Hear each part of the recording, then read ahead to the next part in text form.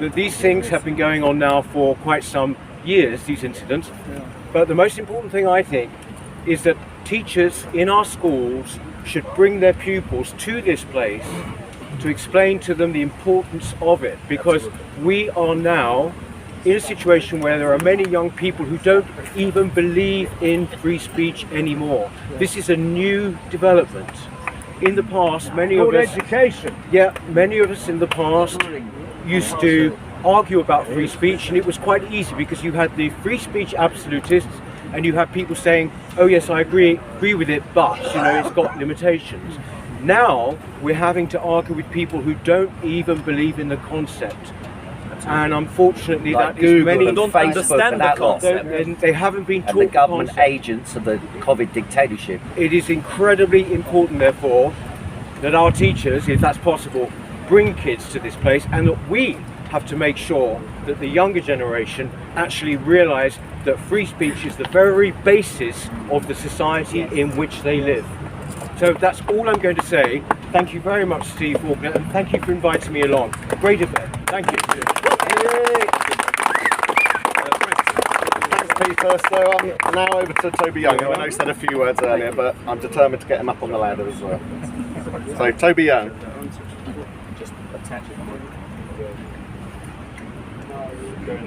You alright? Need some help. Just I'll update it. Hold on. That's great. Just trying to press any of those buttons to the side. Yes, no problem. So, thank you, Steve, and it's great to see all these faces here.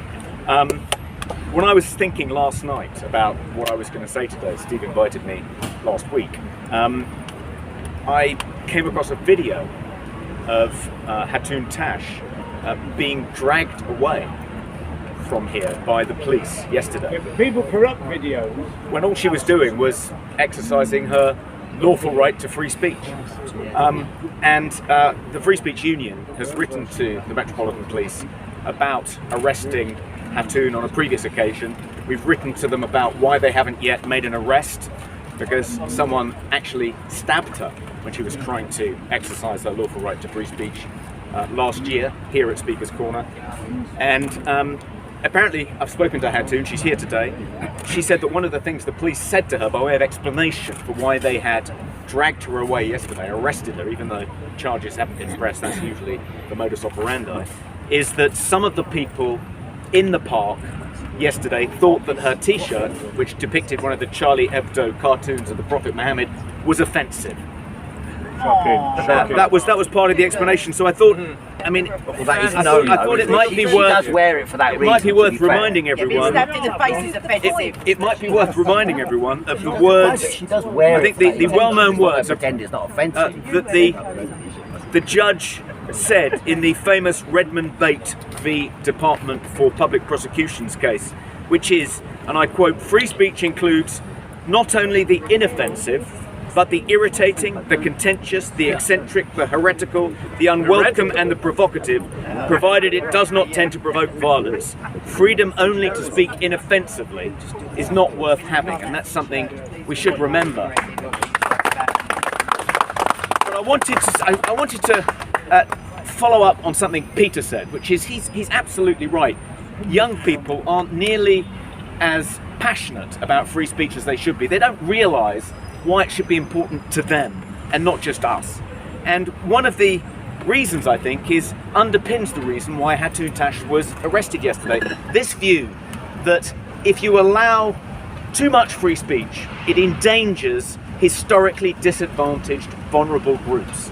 That there's a direct conflict between the right to free speech and the safety, the emotional well-being of historically disadvantaged groups. This, I think, is why young people are suspicious about free speech. They think it's only something that benefits the privileged, the elite, male, pale and stale conservatives, not historically oppressed, vulnerable, disadvantaged groups. And I just wanted to address what I think is a huge canon. That's just not true. It's historically ignorant.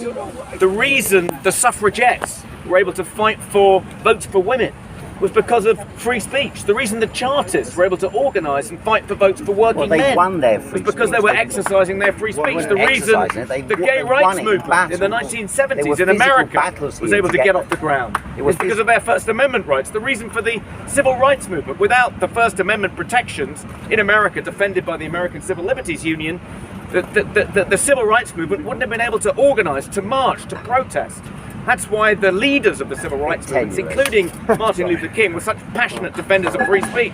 Free speech has been essential for the success of anti-colonial movements in India and South Africa. That's why Gandhi and Nelson Mandela were such passionate defenders of free speech. The idea He was in prison that for free 28 speech years, is though, in wasn't any he? way the enemy of historically disadvantaged, oppressed people is the complete opposite of the truth. Without free speech, tons of people wouldn't have the rights they have today. Yes, those rights are under threat. Yes, we need to do more to defend them. Free speech has probably never been in greater jeopardy. But we need to nail this canard that free speech is in some way the enemy of oppressed people, that vulnerable people need to be protected from hurty words. That is nonsense.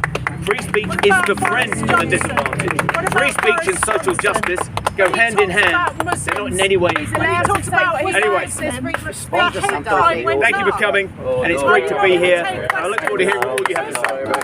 Who's next? It's a bit unfortunate you don't know that. Who's next? Put Barry on. What about the questions? Mr. You're not Young. allowing questions. Mr. Young. Mr. Young. No, you're not allowing. Who wants him to answer questions? Hey! Mr. Young. Okay, we get him. Question for you. Can I ask, why are you kicking journalists out of your so-called free speech union? Do you want to speak elsewhere? We don't interrupt. It's his turn to speak. I'm happy to speak elsewhere if you want to speak for a second. May I interview you afterwards? Go on. Right, Go on, John. everybody, thank you very much. Some of you might have known who are regulars here. Many regulars here? Oh, no, okay. Who else? Yeah, of course. Well, some of you might have known my father, who used to be here as a regular. His name was Barry Roberts. Yeah, good old Barry. And he used to be here for about 30 years. Now, I'm his son. I'm not as good as him, obviously. He was trained in the noble art of speaking as speakers could. Well, I just think it's quite funny. Nor are you, mate. Anyway, so I'm just going to say a few things on the subject of free speech and just maybe sort of implicitly criticise the two speakers who spoke before. Go on. Shots fired. Now, there's free speech and there's free speech. And there's free speech. Thank you, sir. Yes. Speaker's Corner, in many respects, has never been a place for free speech, in the sense that the 1872 Act does not mention free speech. Yeah, true. It mentions something else called public address. Okay, so weirdly, Speaker's Corner is known symbolically as a place for free speech, but free speech does not exist here legally. Maybe £10 Okay. a speech. Now, if Tell you everyone. £10 a speech, that's anyone? okay, yeah. But what's interesting about the history of free speech is how the authorities have tried to heavily regulate ordinary people's voices here. So go back to 1866 when the Reform League had a riot here. They took down Hyde Park railings to try and get greater political rights for speakers here, for ordinary people. Now at the time the Home Secretary was called Spencer Walpole, Horatio Walpole. After the 1866 riots, he then went to the Attorney General and said, how can we stop people campaigning for their rights here? And the Attorney General said, well, it's within your powers to stop people coming here because they're trespassing on the Crown lands. But the Attorney General said, don't do that because that will inflame the excitable passions of people. Now in 1872, because more and more people campaigned for their right of free speech here, the government wanted not to pass a law to allow people the right of free speech, but the right of public address. And there was a debate in Parliament at the time. More liberal MPs said, well, what the hell is public address? That's not free speech. And the way the government had framed public address, they were going to empower the park rangers to decide who would have the right of free speech or not. And there was a big debate in Parliament at the time. Now, since 1872, the government has on different occasions tried to regulate Speaker's Corner in various ways, shapes and form, even today. But the other thing that has occurred here is the different architectural design of Speaker's Corner. So, for example, Marble Arch used to be the grand entrance to Speaker's Corner. In 1908, there's a roadworks that separated Marble Arch. Then in 1961 to 62, there are further roadworks that pushed Marble Arch even further away, but increased the traffic noise round here. And speakers at the time, including Lord Soper, who used to come here, complained that the noise would mean that it would be less chance for people to exercise. You was going a bit later on. Yeah, thank you, sir. You did well. That would regulate how people spoke, the increased noise pollution. And in fact, in 1996, when the Royal Parks Agency, 1994, when the Royal Parks Agency did a review of the area, they said the increased noise pollution has meant that there's less speakers in this vicinity here. So the speakers in 1961 were correct.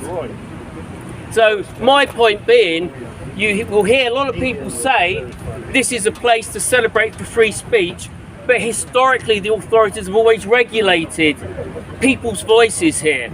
And legally, people don't have the right to free speech. The most they have is public address. Well said. Okay, so there you go. Can I ask you a question? Yeah. You remember your father's old joke? I remember all of his old jokes, yeah. Not my decision. I don't remember that one. Smashing. Great work that you're doing with the New Culture Forum. Thank you. Where are you from? Me, Resistance GB. Resistance GB. Yes. Yeah. You're bigger than us by about 50,000 on YouTube, I think. But I mean, we've got Odyssey and Telegram as well. But yeah, you do amazing work. I've got to say, I'm rereading The Long March Through the Institutions by Mark Sidwell, and I would love to interview you or him at some point. I bumped into you before at some event. It was at Carl Benjamin's. Yes. We're actually doing a follow-up book that's coming out to that soon. That would be Maybe that would be the right time. Yeah, that would be absolutely perfect. Because Hard, I think. because honestly, like the work you do in bringing together the intellectual dark web or dark net as they call it is, I've got to say, amazing. Do they still call it that? Is that still a thing? Well, it's basically out of date, but you've got people who do go and who still use the term. You might call it the sort of counter elite. I don't know whether you've read Pareto's Circulation of Elites. That essentially elites need to circulate. They need to let fresh blood in to revitalise the elite. And he talks about lions and foxes, and But definitely. may I ask you sort of? Can I just interview you quickly about the New Culture Forum? No, I'm going off actually. That's okay. I just wanted to do the one thing. That's okay. But let's be in touch about the other thing. Yeah, definitely. Well, yeah, it was absolutely lovely seeing you again. Sorry about that. A hunted meters run. He chased me with rock. I'll ask you later. Yeah, ask him. You do, man. I'm with you. How are you doing? Hello. I'm always I've all my life. Well, I might be in a month or so. They just let you out. We'll have to see. Someone as tall as you now. I've got my competition here.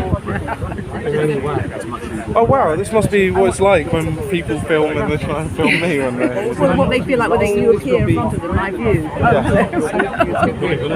I feel bad for whenever I've gone to a concert and then... Well, I like to see you on your knees. Can we jump in for a photo? In the photo? Oh, yeah. This is what I'm saying. When I first started, now, it's just Is that like Yes. what would it be like famous being a druid in the police force, you see? Because he's a druid. There can't be many druids in the police force. Is he in the police force? He was a police force. Did you not know he was a very famous policeman? He used to be doing all the Speaker's Corner stuff. He used to run Speaker's Corner. And then he left. And now it's been taken over by the cultural Marxists. Lucy Barnes! Come back! talk standing in there. I can't do it. Why are you giving me time to speak? I mean, I got out my armchair this morning. Well, when am I going to Ladies go? and gentlemen, I want to point out that in the West we achieved something that no other civilization has managed to achieve, and that is the peaceful transition of government from one party to another without the necessary use of arms. Democracy is completely undervalued in the West. We've lost sight of the achievement of what democracy means. In so many other parts of the world, changes of government and changes of policy are brought about through the use of force. And free speech is the fertilizer that allows democracy to grow. If you censure speech, if you limit speech, then what you do is you start to bring in the fence around the garden of democracy, and you narrow it and narrow it and narrow it until only one type of flower grows. We've lost the public debate in this country around free speech because we're not fighting for it. We're not arguing for it. And because we have ignored the enemies of free speech, cultural communists, Islamists, religious fundamentalists, Like Bob, the destroyer here. who are not playing by the rules Like that Bob, they the ask destroyer you here. to play by. So they do discriminate, and they do practice prejudice and bigotry against groups that they don't like, ladies and gentlemen. And because those of us that believe in free speech and believe in the traditional way of doing things are playing by a rule book that our opponents are not playing by, institution by institution is being politicized by militants of the left. You dislike Christians anyway. Now, ladies and gentlemen, what can we do about it? Nothing, Mr. Speaker. What can we do about it? We can reinvigorate the arguments for free speech. Thing to do. We can reinvigorate the culture of free speech. How? By arguing for an American-style free speech law. Speaker's Corner shouldn't be described as a jewel of free speech, because free speech should exist on every corner of England and the United Kingdom. And roundabouts. It shouldn't be a special place here.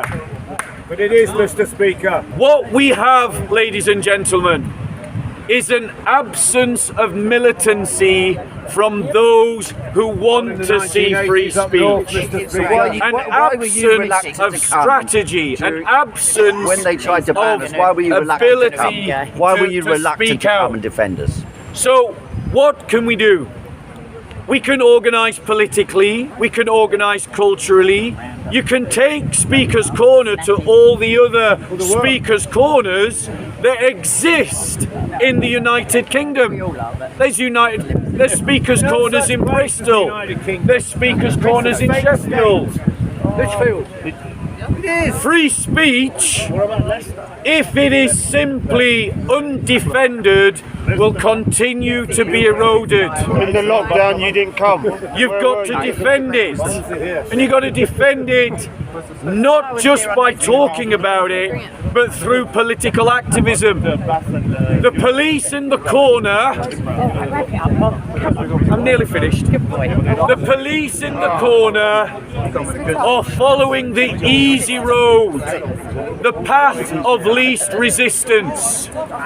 They could follow a strategy of regularly reviewing the videos that are filmed at Speaker's Corner, identifying the troublemakers, and then using their powers to ban troublemakers from the park. To ban you. It was a policy that was followed by Steve, it worked, and it can be followed again. The police are incompetent. And it should be mentioned that all of the examples where free speech have been eroded have two common groups associated with them. Bob, The teacher, That's not a group, that's an the individual. teacher up north, the cinema, and what happened to Hatton Tash. The common factor in all of those was Islamic militancy.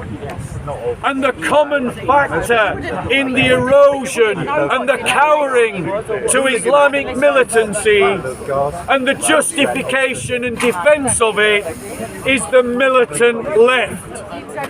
And what do we need to stand up against these two groups? We need a muscular Christianity. We need a stronger Christianity that will oppose these groups. Because if you don't, the only group that will stand against them is the alt-right, and the alt-right cannot be given the place to stand against these militant Islamists, militant Muslims, and militant left.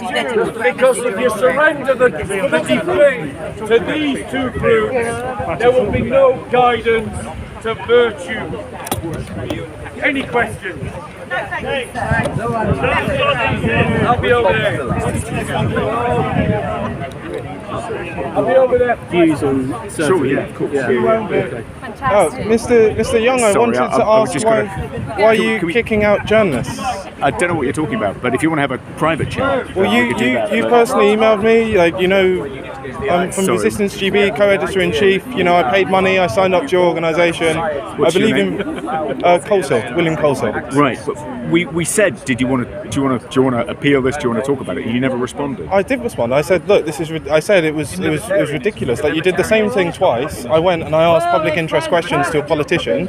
Okay, there happened to be a protest that I was covering. A politician walks past. I'm going to ask them a question. Well, I think our issue was that it looked as though you were part of a group who were trying to incite violence against the Newsnight politics editor. But you had no proof of that. We said if you want to challenge this, if you weren't involved in trying to incite violence against that individual, then we're happy to talk to you about it. But I don't think you did try to challenge it. I did. And then I did. And then you had a go at me for Michael Gove. And what you were doing was you were quoting mainstream media smear pieces against me. And this is exactly the problem of, you know, this is sort of stuff that I've heard you talk about. You've said the mainstream media goes out, it creates these smears, it builds up a body of lies against people. You know, I've gone down, I've covered so many protests, right? You can go into the live streams, watch the live streams, we've got a whole live stream archive on Bumble.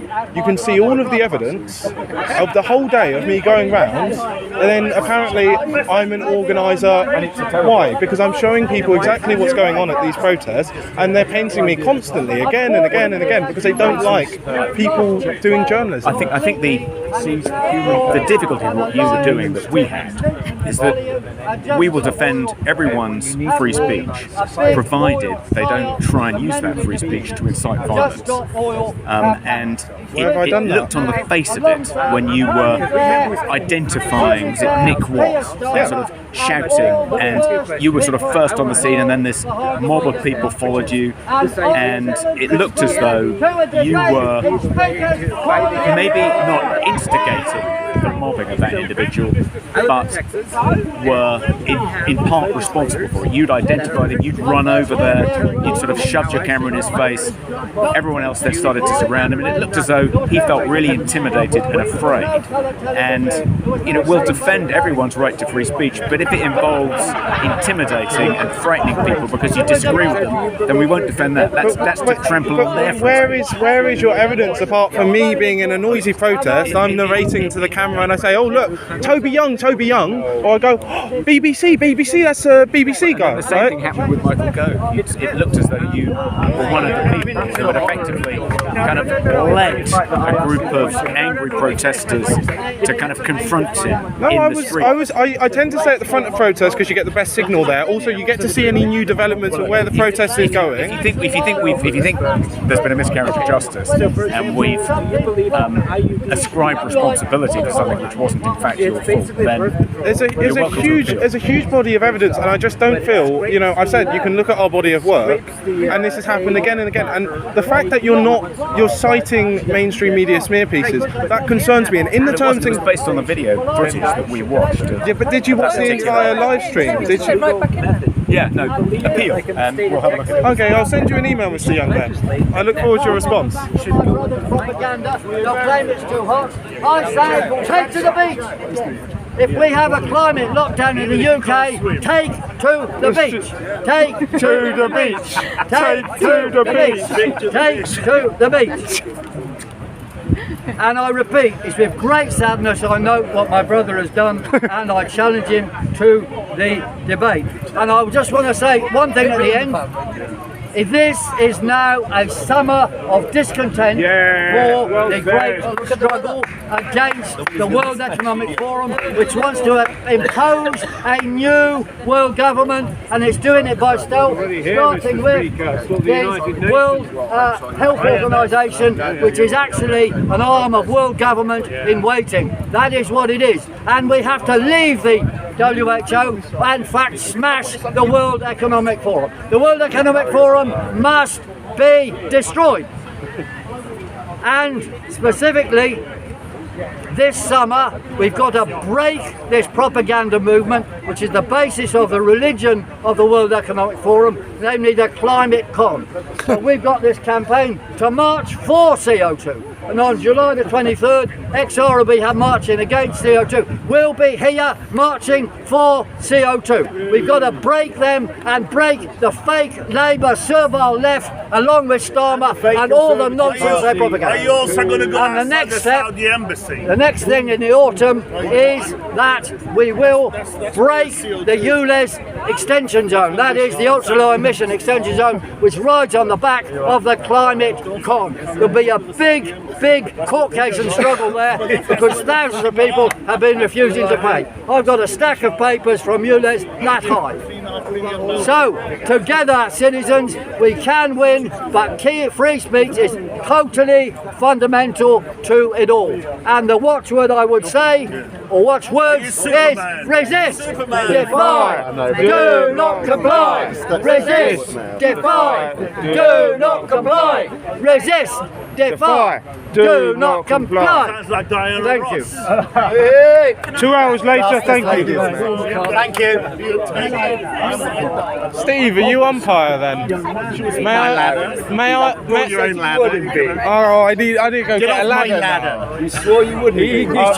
May I book a slot, Steve? Yeah, just agree with them. Steve, may I book a slot? I want to tap out as a journalist for a while and do a little bit of philosophising. Laura can take over. Anyone but dust. Anyone but dust. What are you saying? Your hearing's too good. Pardon? What are you doing? I'm gonna. Shirley. Oh, look, there we go. I was here with other people from Standing for Women yesterday when, sorry, I can't remember what happened, was arrested. Can we just keep the noise down a bit? We've got a wonderful speaker here. Can we just make sure we can all hear her, please? That's all right, you're free to speak. So I'm very sorry that I didn't realise that was going on. We have monthly Speakers Corners events. This is Standing for Women, and the reason I feel free speech is so important is because if we don't have people speaking freely, we don't know what is happening. And I only found out about the assaults on our freedom to talk about women and what a woman is 2 years ago, 2.5 years ago, when J.K. Rowling spoke out, and I knew she's not a hateful bigot. Before then, every time I heard about transphobia and all of the stuff that was said, I thought, oh, they must be right, they must be hateful bigots. And when Kelly J. Keane, who created Standing for Women, some people call her a racist. I don't believe it. Anyway, she created the idea of this as a billboard, and she paid to have a billboard put up somewhere in the north of England, I remember, and it says woman, adult human female. That is the legal definition of what a woman is. And when I saw this, I remember thinking, oh no, that's a bit mean, because men who transition to transsexuals, it's not kind to say that they're not women because they think they're women. And I left it because I thought I don't want to be unkind to people. And I didn't realise that what was happening was literally people are saying that women are not allowed to say what a woman is. A woman is an adult human female. You can only be a woman if you are born female and you grow up and you're a woman. And the people who are saying that we're hateful to say that, you might think, oh, it's just a bit unkindness. What it has led to is children are being indoctrinated into this. Literally, children in primary schools are being told that they have a gender identity and they might feel like they're a boy because they like boys without things. their parents' consent or they or might knowledge. they might be a girl because they like girl things. What are girl things or boy things? Talking about their genitalia well, in the first what place, we thought we got rid of is those regressive definitions. I grew up thinking we'd rejected these regressive ideas that if you like dolls or you like action men. Yeah, so if you like action men, But enough about if you like life. playing rough games, that's boyish. And you can't do that if you're a girl. And if you like playing with dolls, oh, that's girly. So if you're a boy, you don't want to do that. I thought we got rid of that. Instead, they brought it back, but they made it worse. Because now, if you're a boy and you like playing with girly things, it doesn't mean you're a gay boy or effeminate. No, it means you're actually a girl. And the reason this is so damaging, and it doesn't just affect women, is because children are being told this. They're growing up to literally think that they were born in the wrong bodies.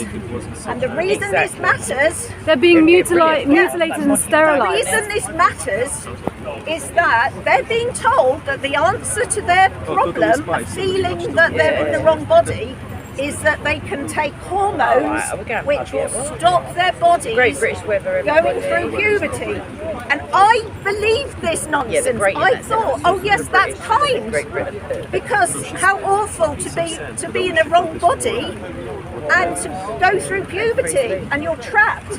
I didn't know because I wasn't allowed to hear this, because people like Posey were being condemned as right-wing racists, whatever. What it means, when a child is put on puberty blockers, the BBC and everybody was saying, oh, they're reversible, you can just stop them. It's a lie. When children are put on puberty blockers, they tend to stay on them. They literally don't go through puberty. This literally means they have nothing that should happen during puberty happens. They are sterilised. They are literally unable to ever have children. They lose their sexual function. Sorry, dog. This is lies. And I was at Bristol last Sunday. We had a Speaker's Corner event at Bristol. The police let us down and it's being looked into. We were literally up like this with people refusing to let us speak. We've got a big event in Brighton in September. We think the police will actually uphold our rights to free speech. I said to a police officer at Bristol, why are they being allowed to drown us out? And he said, well, we have to let everybody have their free speech. So that isn't the case. If people are blaring noise at you and you can't be heard, then you don't have free speech. So, this Saturday, and I'll read the quote.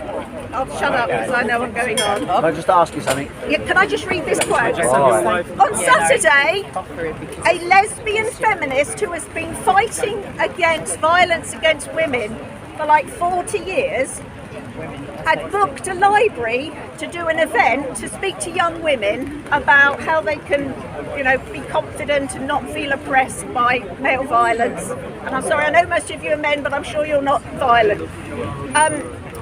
She was not talking about trans rights. Nottingham City Council cancelled her booking. Book it for Drag Queen Story Hour and send her in. And the head of Nottingham City Council said this is due to the speaker's views on transgender rights being at odds with aspects of the council's equality, diversity and inclusion strategy, and she also referred to their membership of Stonewall as being a reason why they couldn't hold it. So I just want to say, if you hear people being accused of transphobia, please don't accept it. Please actually look into it. Because once I started looking into it, I was so horrified to learn that I had been duped. Well done. So I think that's it. More women at Speaker's Corner. Yes. Speaker's Corner. Great speaker. What do you think, women? Why don't you guys come and speak over here instead of hiding in the corner on the other side? Wow! What a great day! Just one second. Sorry, I've got the microphone now, sorry. I understand that your group is generally speaking Sorry, over the path, sorry. not over here where we are. I'm sorry, I forgot to say, because I know I'm wittering on. 5 years ago, nearly 5 years ago, Maria McLaughlin was assaulted here at Speaker's Corner by a man claiming to be a woman. I mean, she was like 55, she was like tiny, he's about a foot taller. So that was bad enough. It did go to court because there were videos. In terms of free speech, we don't have free speech in courts because there is such a thing as the equal treatment bench book, whatever, and it means that in court, if a man claims to be a woman, he has to be referred to as a woman. And in court, Maria was forced by the judge to refer to this man as a woman. And she was really angry about this, and in his judgment, the judge referred negatively to the fact that she did not want to refer to him as a woman. The judge saw this as her being militant, unkind, and he literally, his judgment reflected his views that she was being provocative. So just please remember, if you read that a woman has been convicted of a sex offence, look carefully. Men who claim to be women are now, I think it's 1.8% of rapes in this country are being committed by men who claim to be women. And in court, a male rapist will be referred to, alleged male rapist will be referred to as she, and will even have the nonsense of her penis. And I'm not joking, this is actually the fact, equal treatment bench book. And they have only just about 6 months ago changed it so that the claimant, the woman, is not forced to say, she raped me. Originally, when this book was written, a woman claiming that a man had raped her was forced in court to say, she raped me with her penis. So please don't believe what you hear about transphobia. It's not transphobia, it's truth and reality. Thank you very much. Sorry. Sorry. You're wonderful. Having bring more women to the park, as our man said earlier. Wow! When's it? 150 years of free speech, ladies and gentlemen. That's something the UK has to be incredibly proud of. And all the people that come here to speak and all the people that come here to listen have contributed to the brilliance that represents free speech. And wherever you are in this world, on the internet, please go out to a space and create your own corner where free speech can happen and develop, and make sure that going for a drink and make in the sure Head, that when so everyone is welcome to hey, join. the heckler's doing what the heckler needs to do. Carry on. Bless him. Carry on. So yes, go out there today in your lives and make sure that you start a speaker's corner in your part of the world. But I want to say something about the police here. I want to say something that hasn't been mentioned yet about the police, which is they do a fantastic job, ladies and job. They do a fantastic job here under extreme pressure while they've been defunded by the government. They should no longer be called the police. And when the police make a mistake, you get a terrible little group here just jumping on it as if this is normality. It isn't. Most of the time, the police do a fantastic job here, and we should salute everything they've done, because without the police, this Speaker's Corner cannot happen. We need the police. They do a great job, and I salute them. He's saluting the police because the police allow Muslim militants to abuse and attack people every single week in the park, and that is why he's cheering them on. Because this man is an apologist for Islamist violence.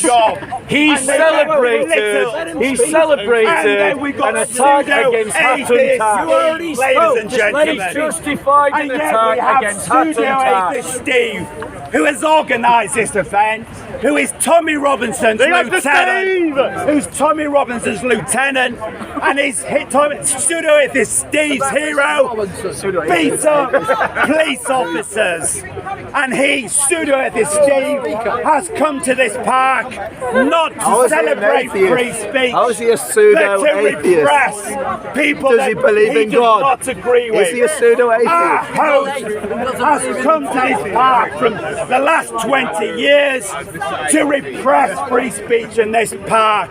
And he's done it in his far-right glee under the orders of Tommy Robinson. And pseudo-atheist Steve has moaned, oh, it's now just the religious groups here. When in actual fact, pseudo-atheist Steve has been singularly repressing people. Like now, in fact, here is an example of the far right repressing free speech. And we pseudo it, we Bob the Destroyer. We Bob the Destroyer.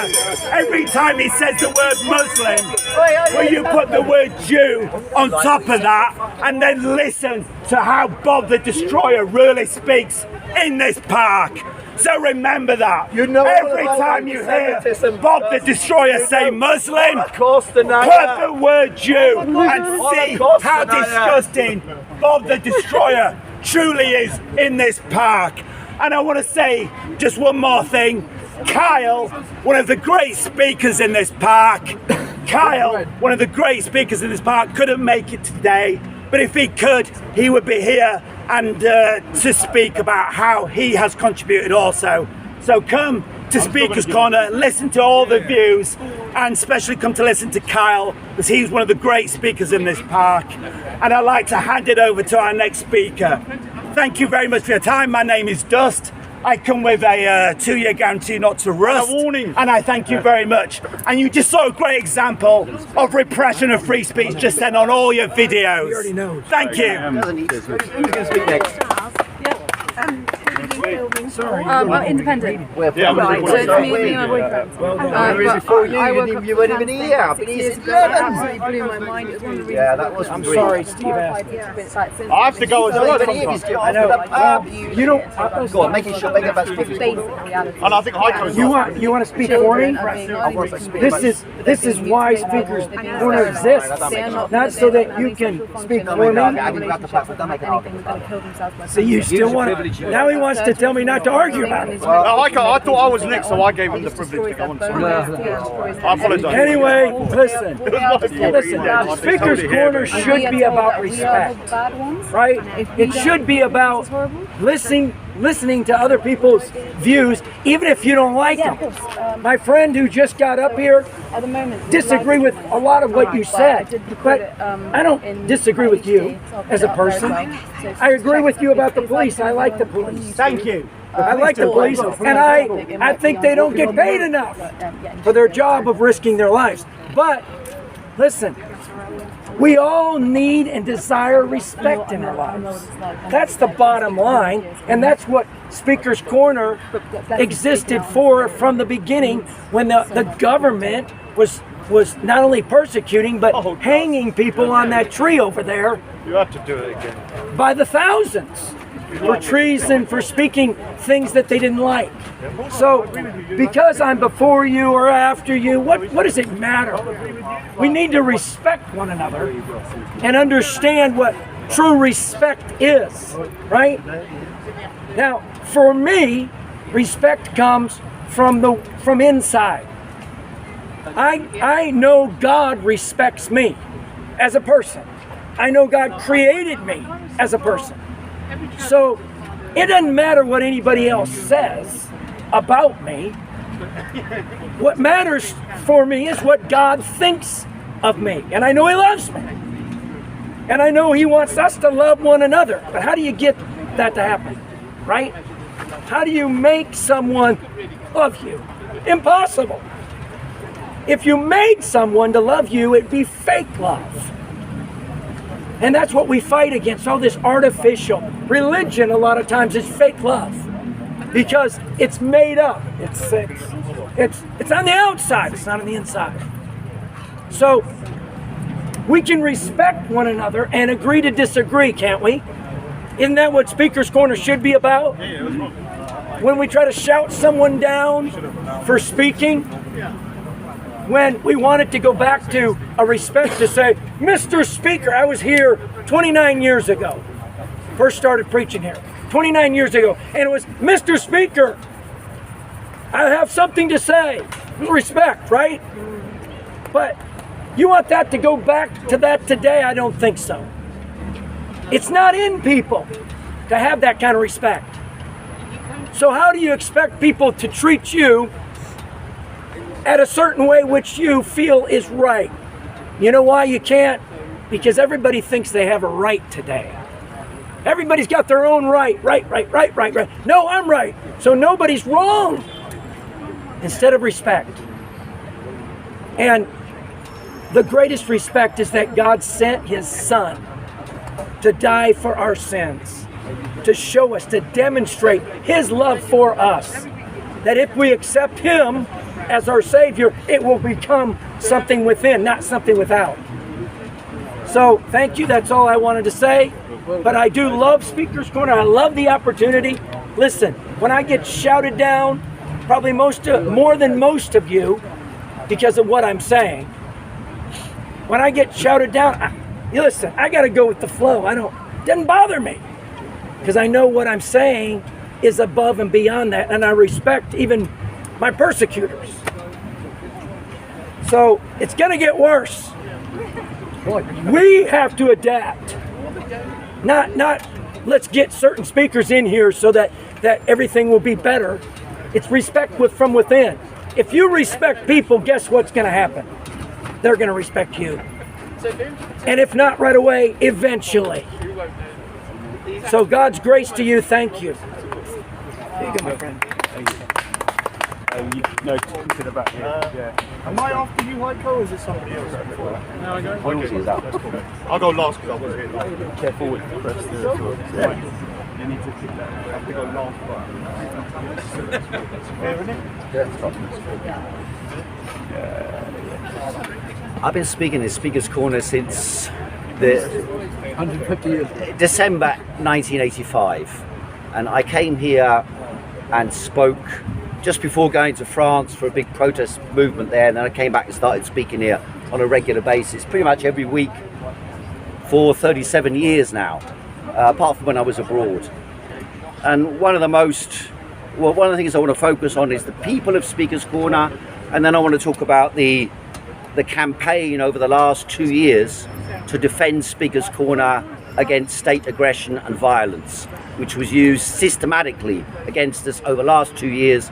I was in court even last Friday, or just Friday past, accused of coming to Hyde Park, trying to speak on the 27th of December 2020. So these are two themes I'm going to cover. So the background, just a few anecdotal stories about people at Speaker's Corner. I was here still when Lord Soper used to speak, as a friend over here, well, he used to speak over here.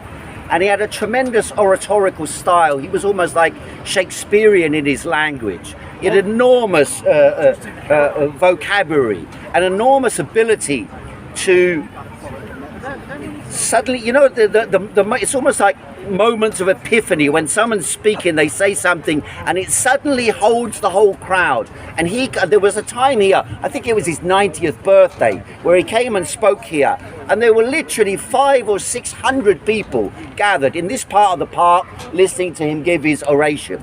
And I just posted a few days ago, you can find it on YouTube, there's a video from the 1950s, I think it is, or late 40s, of Lord Soper standing here and speaking. And again, it was that atmosphere that he was able to hold a crowd. During the war, famously, there was a guy called Leslie Jones used to sell pamphlets here about Speaker's Corner in the underpass down there. And he wrote one about Lord Soper and Speaker's Corner. And in there he said, there was one moment in 1940, I think it was 40, during the Blitz. And Lord Soper was speaking over there. A bomb was heard, so he said, hold on a minute, and the crowd held, I shall carry on speaking. And so he carried on speaking right throughout the Blitz, and and he started speaking in 1926 at Tower Hill, and then came to Speaker's Corner in 1940 first of all, and spoke from that time up until his death. I think it was 1998, if I remember right. I attended the funeral in his Methodist church. Now, there were other characters. One character I should mention immediately is a man who's just published a magnificent book on Ladbroke Grove and Notting Hill. And his name is Ishmael Blagrove. He spoke here for 30 years and more at Speaker's Corner. He's retired now from speaking. In fact, he's retired from all these type of activities. But they had a meeting in the Tabernacles in Notting Hill a few days ago, and there were hundreds and hundreds of people at this meeting from the entire community, the organisers of the Notting Hill Carnival, people who fought against the repression of people in the, I think it was called Mangroves 9 or whatever it was, the squatters movement people, including people like Piers Corbyn involved in that, Tony Allen and the countercultural movement, who also was a regular speaker for decades here and was the founder of modern comedy in Britain. And and Ishmael had association with the entire black community in London and to a large degree internationally. There was a guy I didn't even know about called Michael X. There was a guy called Roy Saw, who used to speak, a tremendous speaker. He would hold a crowd again, be able to gather them, hold them. And these at Speaker's Corner are random crowds, passing people going through Hyde Park, who if you can capture and hold the audience and bring the audience in, illustrate the way in which oratory works in real life. And that occasionally I've been able to do it, and you can, once you do it and you're motivated around the subject matter, you don't only have to do it at Speaker's Corner, you can do it in Leicester Square or Trafalgar Square, anywhere where there's an open space. You can stand up, and if you appear to be moved in what you're saying, committed to what you're saying, and you're not purely mad, you will be able to gather a crowd. And don't forget, people talk about religious nutcases. Lord Soper was moved, as he believed, by the Spirit of God and the Spirit of Jesus. That's what motivated him. He was fanatical about this. That's what he spent his life promoting.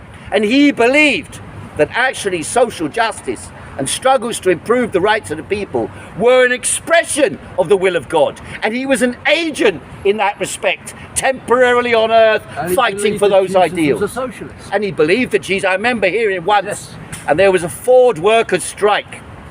And he started his meeting, or someone said, what about the strikers? And he goes, I believe the Ford workers are serving the purpose of Jesus, or something similar to that he was saying. Now, there was another guy mentioned in Ishmael's book, Maxwell. He's still alive. I see him sometimes around. But Maxwell was I was reading this book this morning, about Frontline by Ishmael Blakewood. No, Maxwell. You know, black rights, always like being mouthy to people. Yeah, he knew everybody. He knew the Beatles. He knew Jimi Hendrix. All this as a music promoter, and he promoted black music within Britain. And played a big role in doing so. Marcus Garvey was a speaker in London, the black rights activist, the Return to Africa movement. There was the Indian Workers Association. There have always, when Lenin came to Speaker's Corner in 1902 and 3, he set out to learn English by watching the speakers speak. He was particularly enamoured by an Irish speaker who he would watch and tried to study. He knew English for in written form and writing. But he couldn't speak it. And he learned at Speaker's Corner, but he was also keen on the religious speakers. And he would go from church to church and watch the church speakers speak and the preachers speak, and the people heckle the preachers, which is a tradition that, of course, exists, as you've seen at Speaker's Corner today. It still exists. I disagree with those who think that this is some threat. When I first came to Speaker's Corner, there were a group of people, very vociferous group in associated around the Monday Club, which was a Conservative Party sort of faction, and they trained themselves up at Speaker's Corner to heckle people, and initially I thought they're coming for me, attacking me, and after a few months I learned you just got to deal with it, and the way to deal with it is you take what they're giving, you know what they're coming with.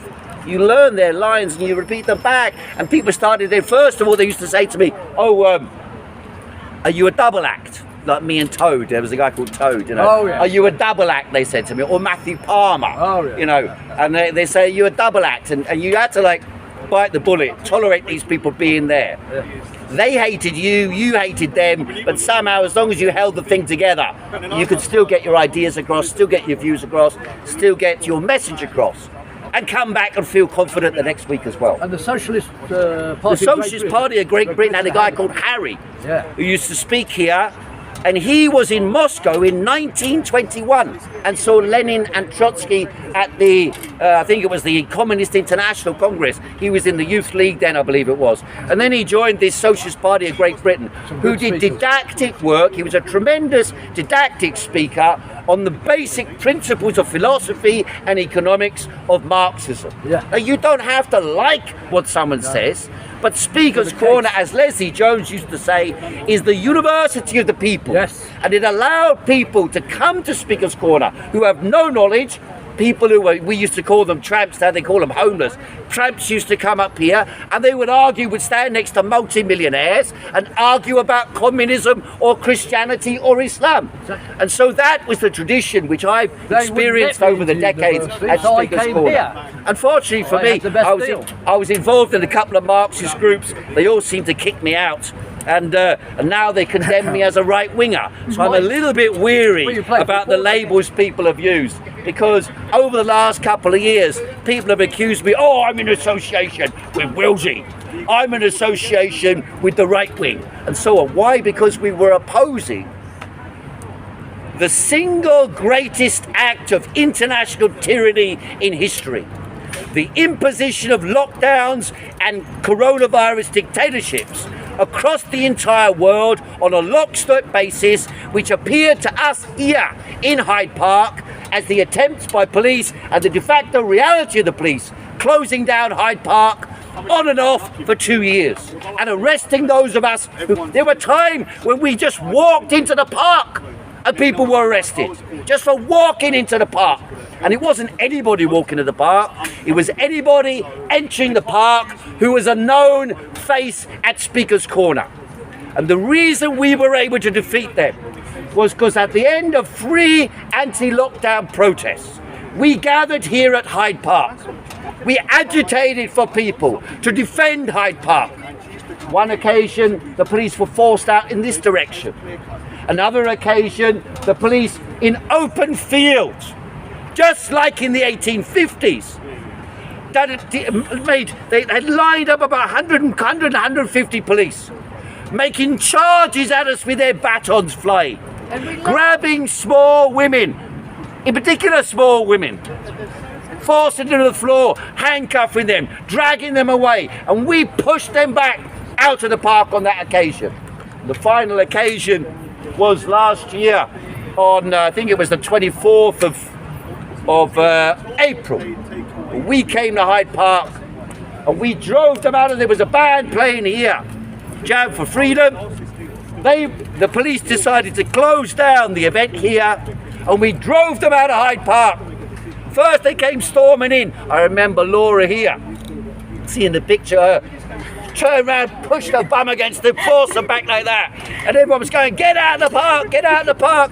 And there were surreal scenes, the most fantastic imagery by Wilsey, by Sam, by Jim and others, of these smoke bombs going off, and in and out of and the sound of the music still not playing, but the instruments have been turned into this weird surreal sound, and it was like something out of a film, except better, because it wasn't a film. It was us maintaining and defending our basic rights at Speaker's Corner, and the right to speak, the right to discuss, the right to organise, the right to protest.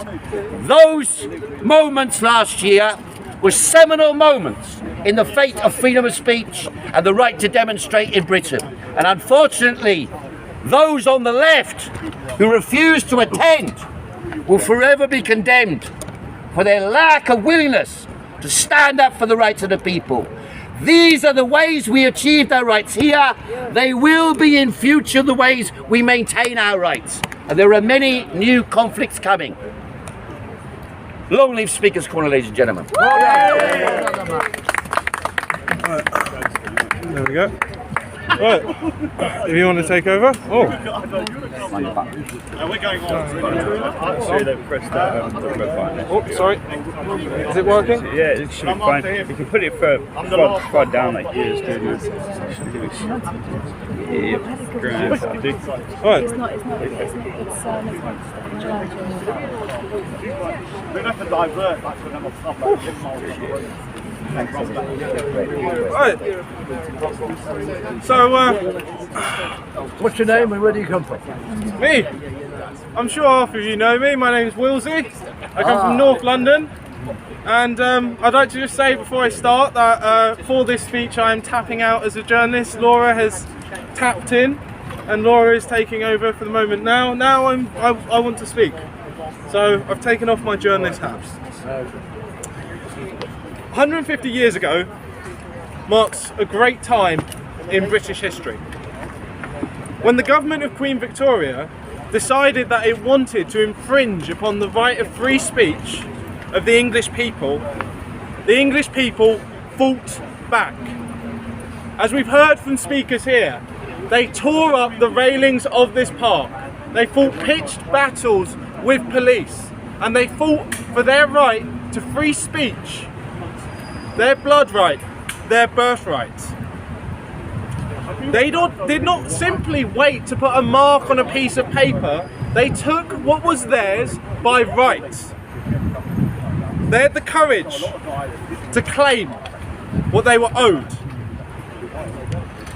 Freedom of speech is not just some nicety of a civilized society, it is the basis of it. For our society to flourish, and for any people, anywhere to prosper, for civilization and normality itself to exist, there are universal laws of nature which each of us must shelter under. It's no coincidence that natural law grants natural rights, for it's entirely a matter of right and wrong.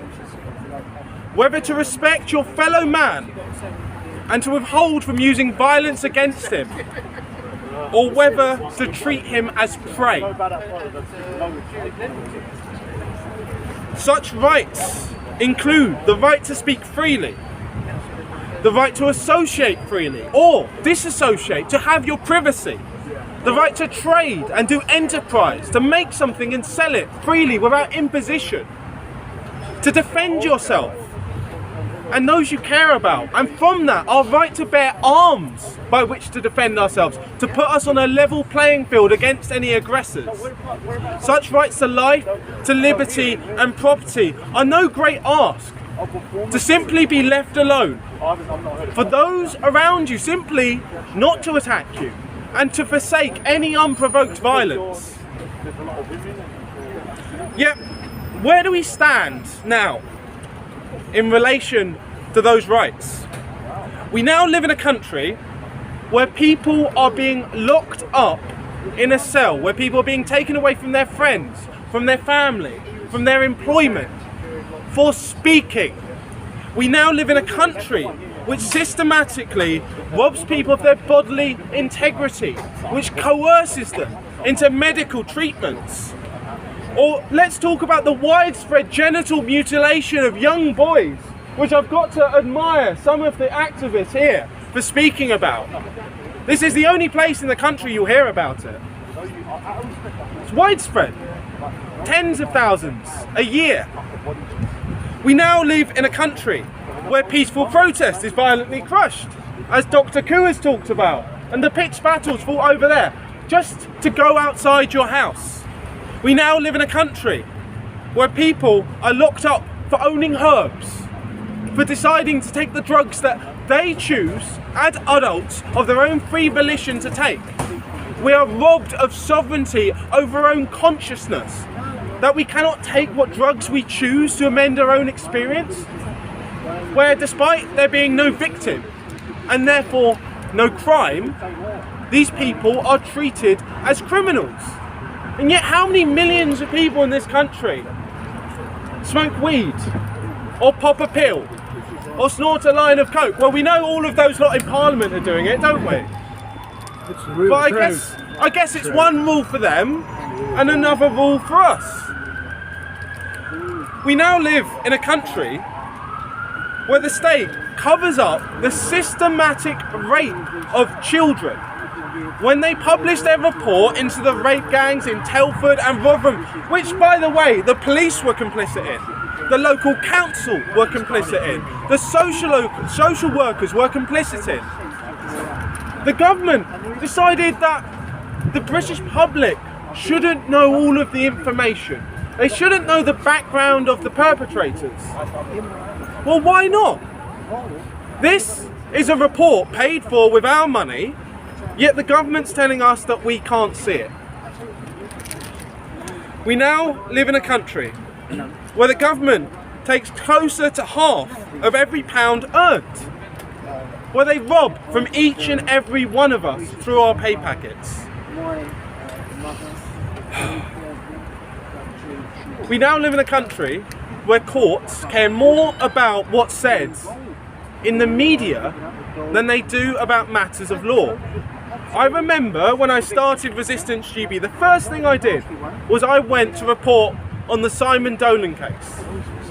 And do you know what the judge said? I think he was the Chief Justice of England and Wales or something pretentious like that. He started talking about, you know, what we've seen in the Times newspaper. What is this? Is this some sort of democracy? Is this some sort of republic? Is it a constitutional monarchy where we have fundamental rights? Or is it ruled by Times newspaper? We now live in a country where the government either invites or smuggles in hundreds of thousands of people each year. The people being smuggled, and this is state people smuggling, across Dover are just the minority. And the government is systematically trying to replace the native population of this country. And even worse, and this is the kicker, we now live in a society where the government systematically indoctrinates children to extinguish the values of our society, to extinguish the values of free speech, of self-defense, of free trade, of free association. And it now seems that they have almost completely, in the youth, eradicated the very basis of this country, let alone this small corner of it. And I can talk because I have experience of this.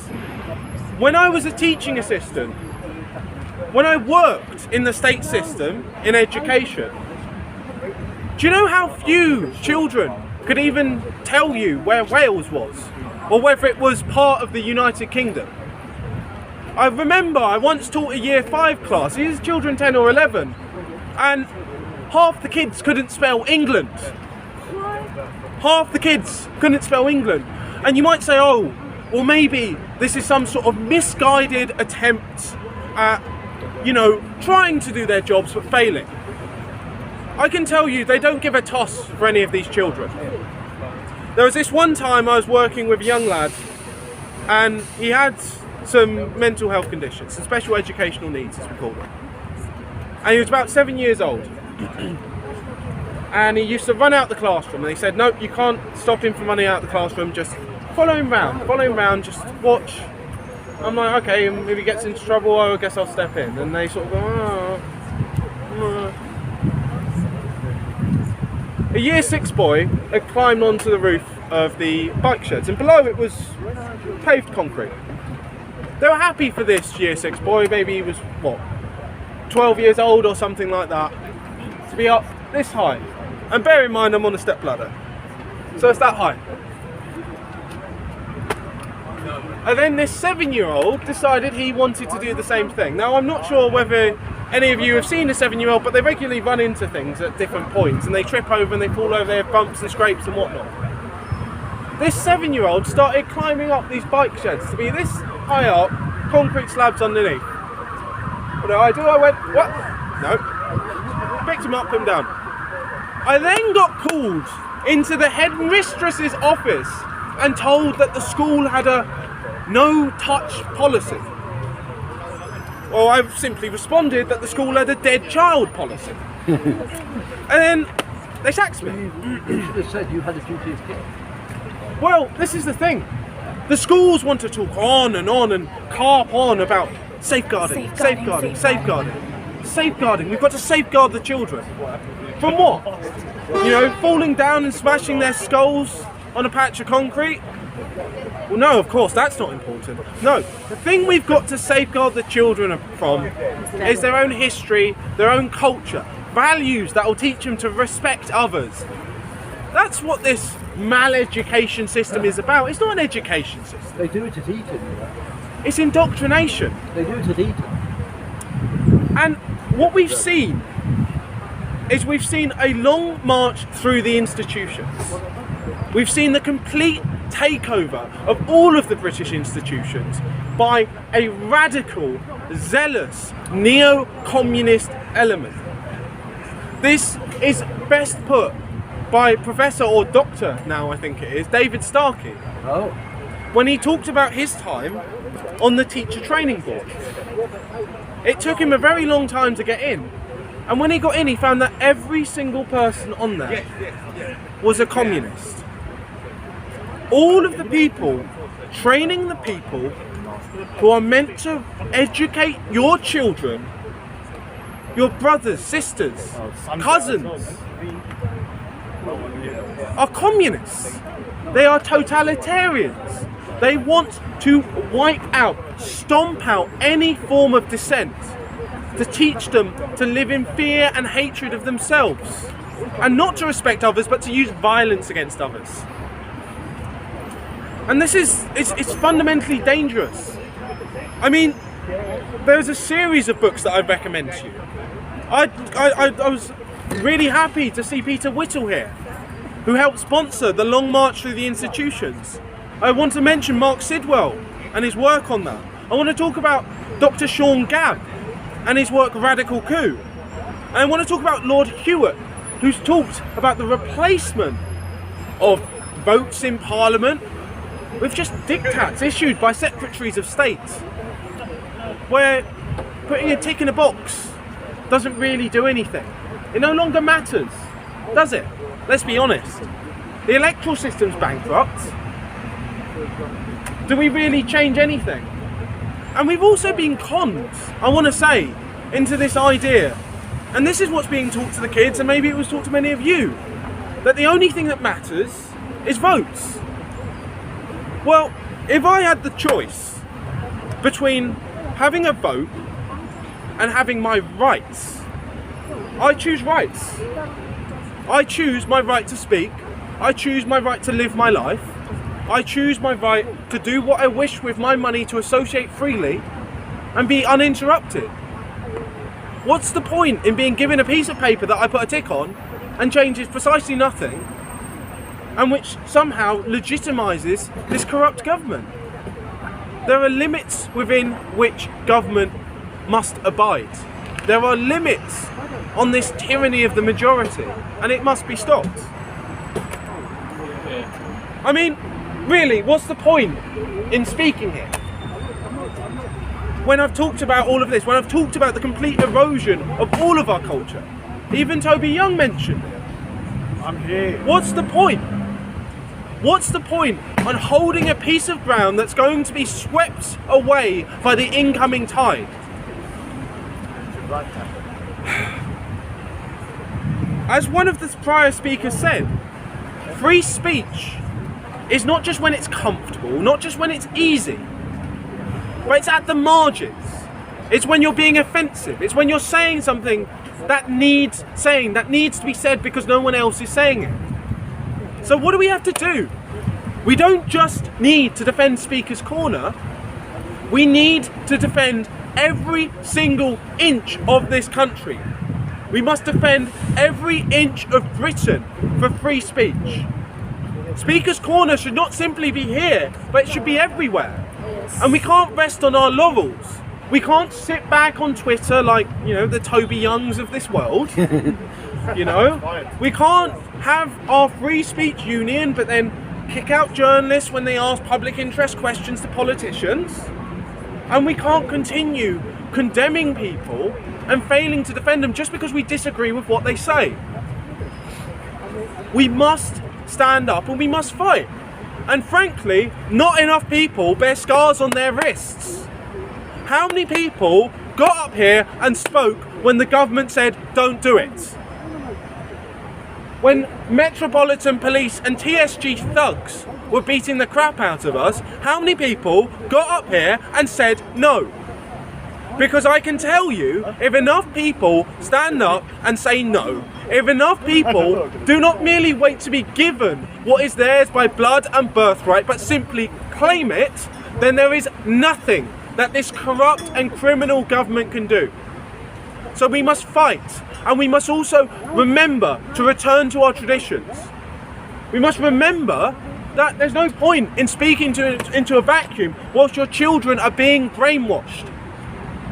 Stop giving your children to other people to raise.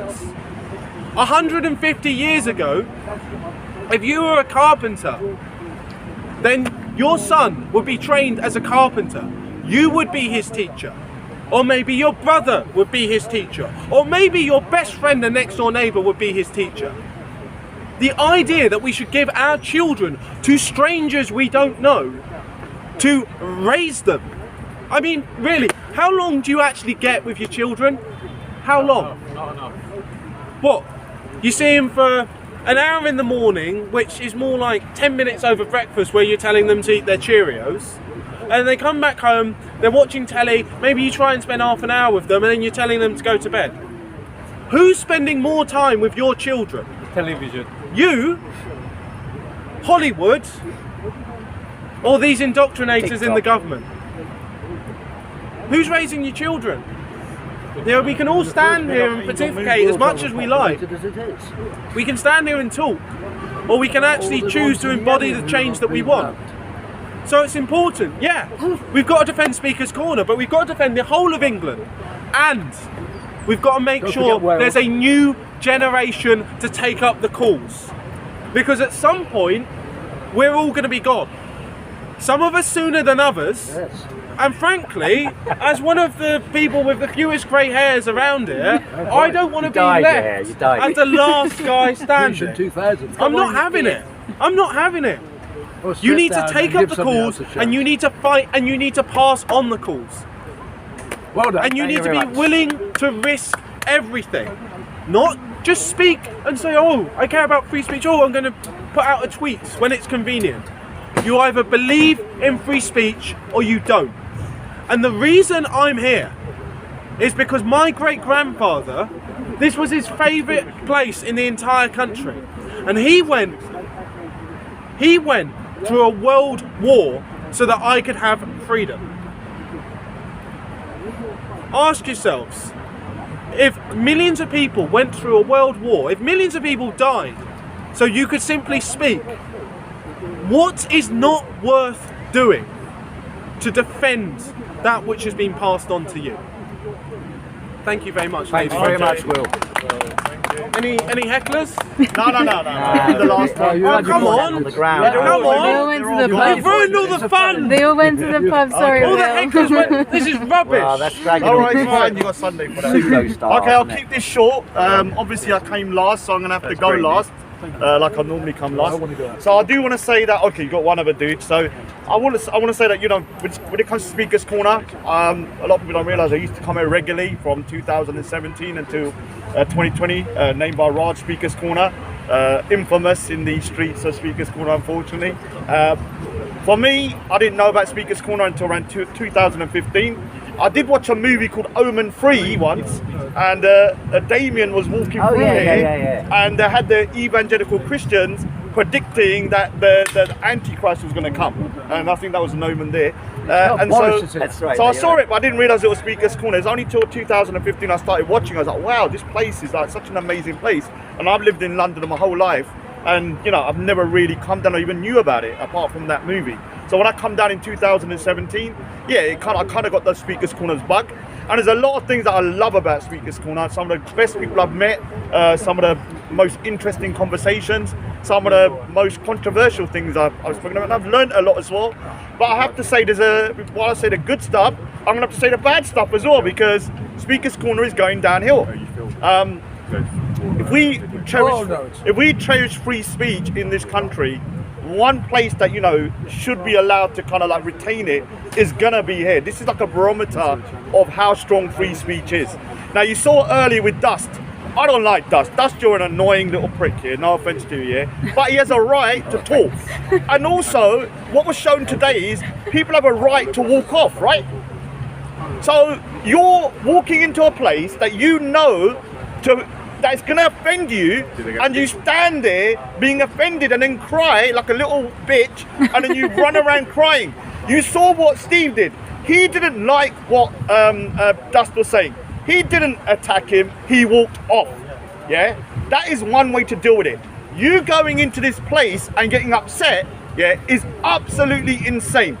You know what's in there, you're not on the road. So a couple of weeks ago, I haven't been here for like a year, I came back 2 or 3 weeks ago, and an elderly gentleman called Uncle Asif.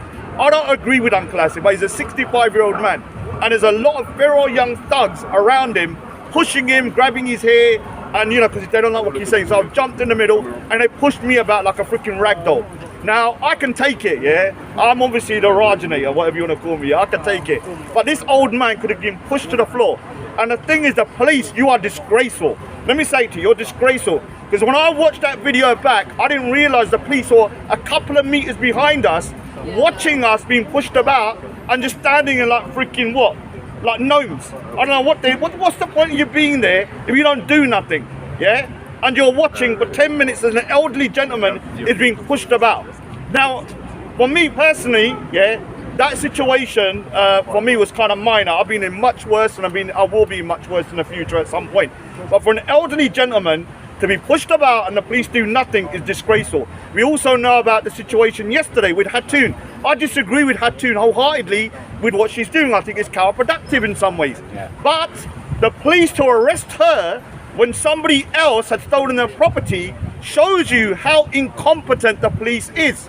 Now, we're under the time when I used to come here, people are going to say, oh, there's fights, that I got escorted out by, I can't remember how many policemen, and I had like 100 people kind of shouting, get me out, get me out. And I remember that day, it was the greatest day of my life. Yeah, I loved it. Yeah, the more you say you hate me, the more I love it.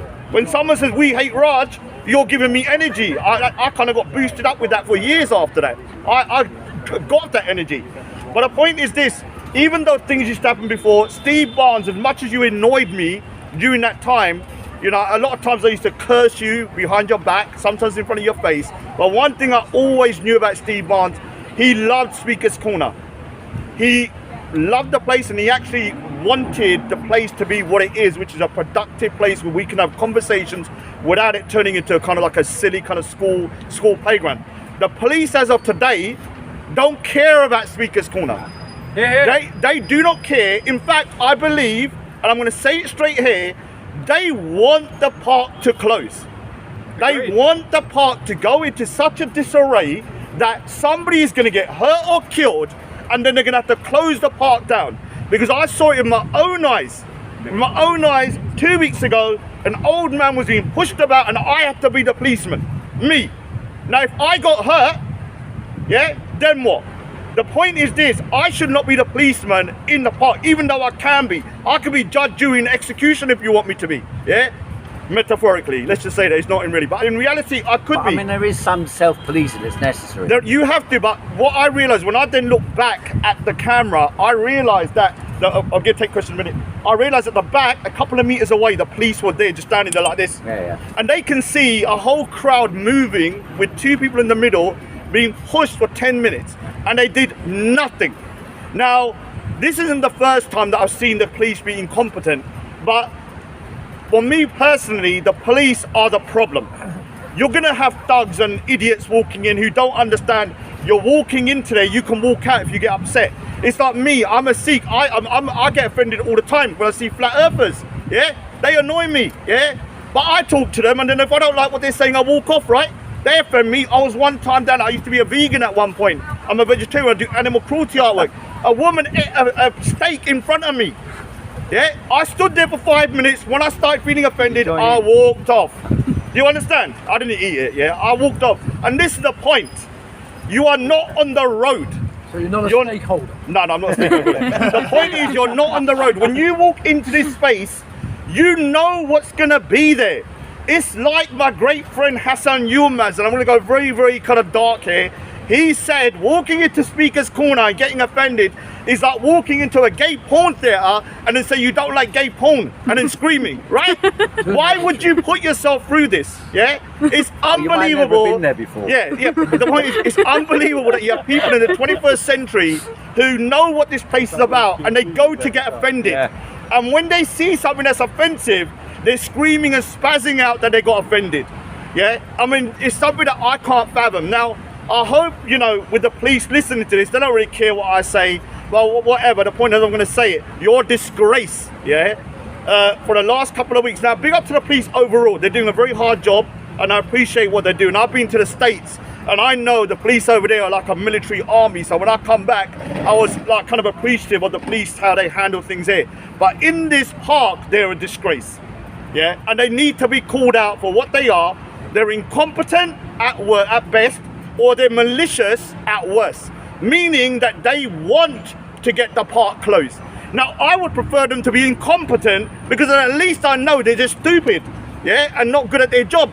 If they're malicious, then this is something insidious and it should be stamped out. Now, I would love to talk to the people that have taken control over Steve Barnes, but I can't seem to find the guy. He's like, you know, I don't know what it is. Well, you know, like the usual suspect. It was here earlier, was he? Okay, he's gone now. Okay, so no one can really talk to the guy. So I want to keep it to what it is. I thanks for everyone staying behind. And if you do have any questions, you know, big up to Speaker's Corner. And I'm saying this today because if you want Speaker's Corner to be around in 150 years' time, yeah, again, which it won't be in the state it is now, you have to speak the truth when things are going wrong. And also when things are going good. This place will not even be open in a year if the way it is being treated at the moment and the way the police is policing this. It will be closed, and I believe that's what the police want. Okay. Any questions, anyone? I would like to ask. Yeah. I do agree with you that I think the police are trying to close this place down. I do think that they are malicious. Yeah. I think they're violent. I think they're thugs. Okay. But you're talking about not wanting to police park yourself. Yeah.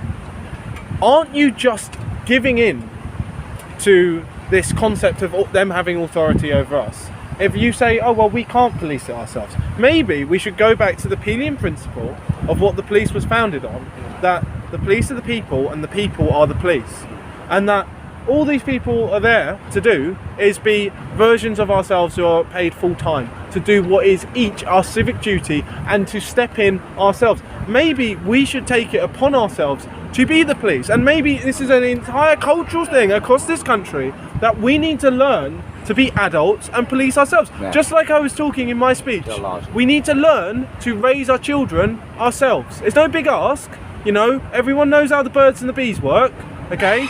People get married, they have kids, and yet they're not raising them, okay?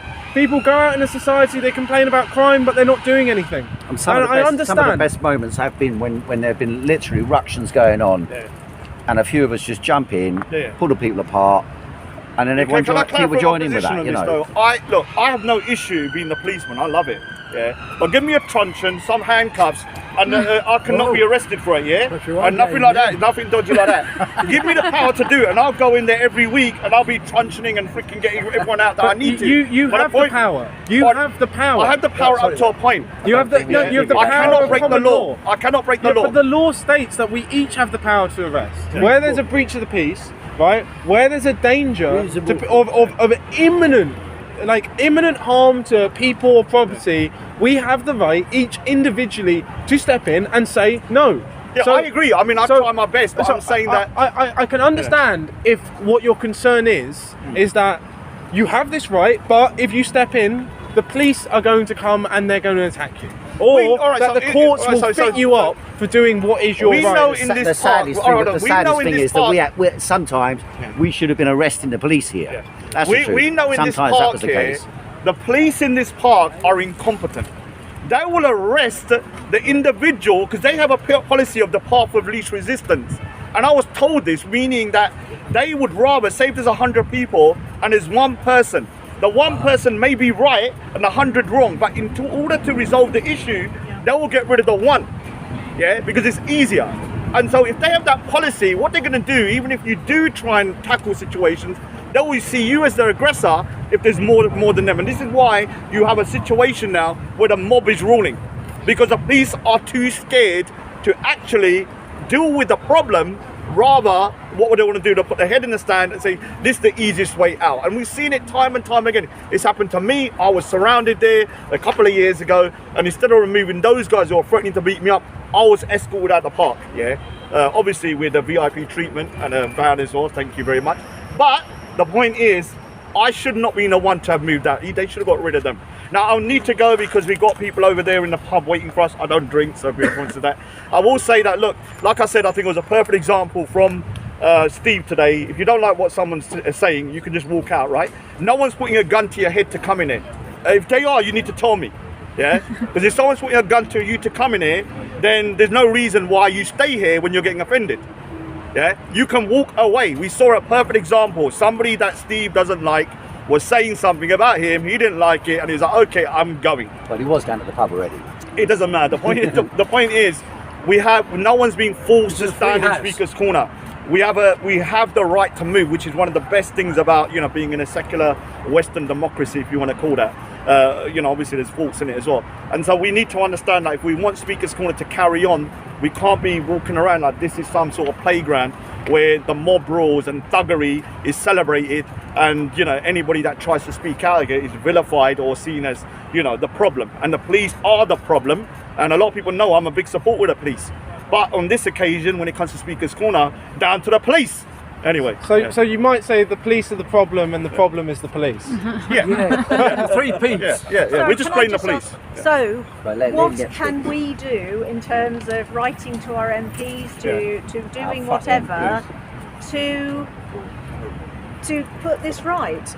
Because it's so pernicious that it's damaging. It's damaging to the police. It's damaging to public respect of the police. So what can we actually I'll be honest, do? I don't have no kind of let's just say any kind of I don't vote anymore. It's been two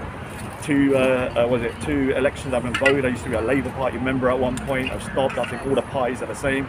Most of the MPs are just shallow. They don't really give a shit. So I don't think anything's going to happen if you go to your MP. What you need to do is to do what you need to do is to turn up and not be scared, right? You turn up and you say, no, I'm not letting you bully me. I'm not letting you push me about. I'm not letting you take over the park. We're going to stay here, and even if you don't like what I'm going to say, you're going to listen to it or you leave. Yeah, no one's forcing you to stay here. So it takes individuals. Even one person can make a difference. Yeah, it doesn't take an MP to do anything. They can't do nothing anyway. What you need to do, people that really cherish free speech, they need to walk into here and go, okay, although I disagree with what this person's doing, and don't touch them, right? Don't attack them. You don't even have to speak yourself. You can just kind of put yourself in the middle, like I did the other day. I don't agree with Uncle Asif. I think it's a bit crazy, to be honest with you, but I'm not having an old man being pushed about. Yeah, I think I was at the Bristol Free Speech last, and I was literally having to use my flagpole to hold back men who were trying to push in.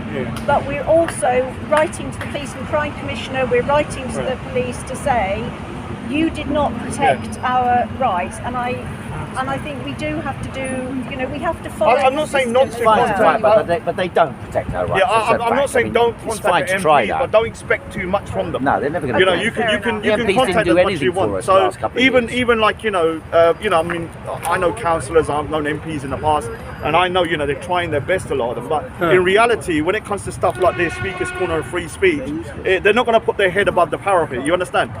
People are too scared. This is why this world is run by. This is why any country can be taken over. Because most people are just sheep. They're too scared to say the truth. They'd rather have their cushy little life walking about. I don't want anyone to think I'm a racist. I don't want anyone to think I'm an Islamophobe. I don't want anyone to think I'm anti-Semitic or whatever.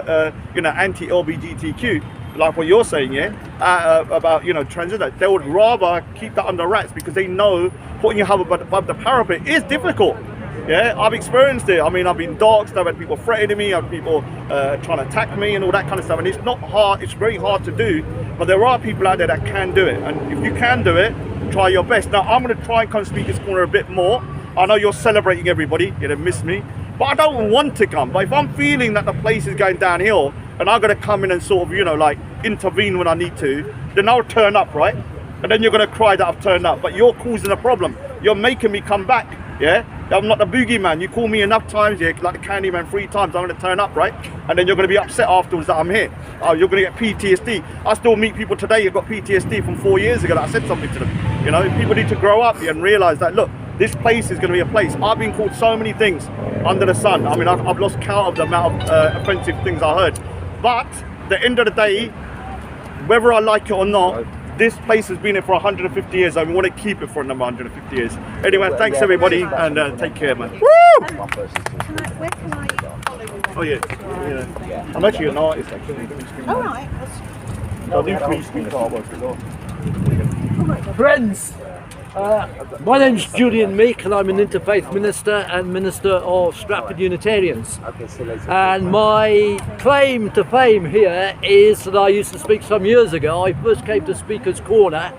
Believe it or not, I'm 70 next birthday. I'm not quite 150.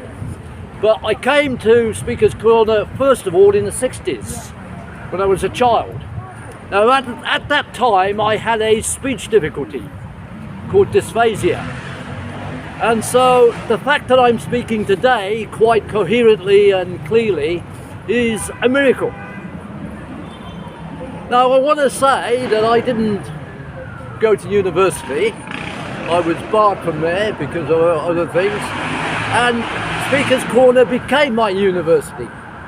And I founded the open platform, which is mentioned in the historical record. And the idea of that was to encourage people, perhaps people who are nervous, people who don't think they've got anything to say it. And we were very successful. And I think there's a bit of a nostalgia.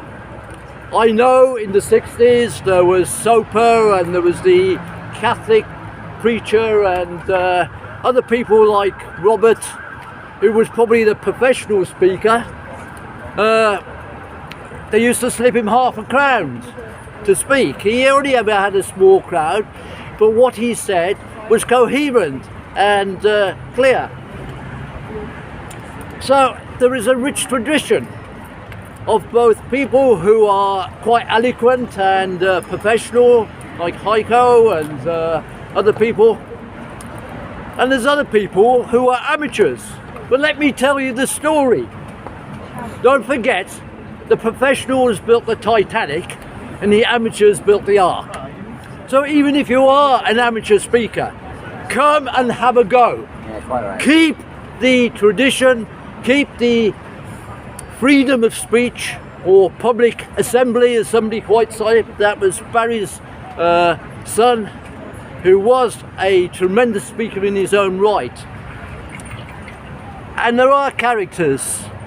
A few years ago, we had a thing at Bishopsgate Institute, and it was initiated by Tower Hamlets Council, I think, and the schools there. So there are young people interested in public speaking, and I suppose the emphasis really, the decline of public speaking to some extent, is social media, but also the requirements to pass exams, to do everything in the written form, whether it's computers or otherwise, instead of the old tradition of many traditions of religious speaking, whether it's Christianity or whether it's Islam or Buddhism. It was passed down from generation to generation. Somebody mentioned, Wills I think mentioned that if you were a carpenter and you passed the trade on, public speaking and telling stories is part of this rich tradition. And there is hope, because in our church we promoted somebody called Raymond Antrobus, who is a spoken word poet. He's getting quite a reputation, but he first appeared in the East End in our church, among other places, and there's a rich tradition now of spoken word. So that is being enhanced. And I think, as other speakers have said, it's everybody's responsibility. I'm optimistic, never mind about the cynics and the skeptics. And even if Extinction Rebellion are right, about only 5 years left for us, let's grasp those who are able. A attitude of hope that we will evolve and not only be able to express ourselves individually, but come to a awareness as a total humanity, that we can settle our differences and meet our needs without the recourse to war and violence. Nobody has mentioned Ukraine and Yemen and Syria and all the things that are happening. Our friend here mentioned children. I haven't got children, I'm gay.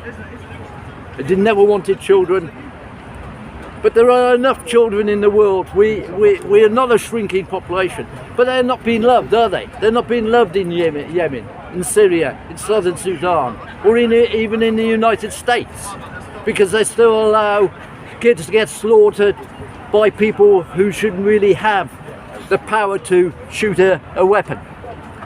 But you can't just blame the individuals. If we spend collectively more resources on things that destroy life, all these weapons that are going to Iran, how many millions are they costing? How many scientific hours and engineering are they costing?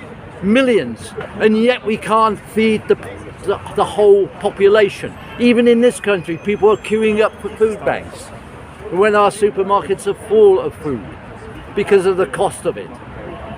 There is something fundamentally wrong with the way we organise our society. And whatever system you have, and I'm not advocating one or the other politically, I just want to pass the message of hope that eventually, it may be 1,000 years, that our relatives will get to a point in our evolutionary cycle that we will be able to sustain life, to make sure that everybody has got enough to live on in terms of food and shelter and other material, and not solve our problems by weapons of mass destruction or even a knife. We must get to a point that we can settle our differences in a peaceful way, irrespective of who we are. in terms of our experience, our gender, our ethnic group. Finish. I will. So that's my message. One of hope is everybody's responsibility. Even though we are a small space relatively in terms of the whole planet, I think we can hold that candle. We can hold that hope that we and our ancestors, we evolved to a better world. It may take 1,000 years, but the first step is now. Thank you. I'll be here sometime. I intend to come back to recreate the open platform, to improve the standard, to compete with Hyde and others, to improve the standard of public speaking in this place. Thank you very much. Thank you. I need to talk. So thank you for giving me this opportunity. I'm a visitor here in UK and I'm glad to be here, and it's interesting to see why you need a place like Speaker's Corner to have freedom of speech. You should have the entire country for yourself, for freedom of speech. For heaven's sake, if there is any change that you can get in your constitution, it has to be, to exercise your freedom to speak publicly. And I also want to take this opportunity to condemn what happened to Hatun yesterday. The way she was dragged, I just saw it on video. I was here earlier, but I was not here during the incident. But what happened to her was totally disgraceful, and I want to condemn this on camera. Thank you. Thank you. Was it only one person? Laura, will you take over for 1 second? Old man.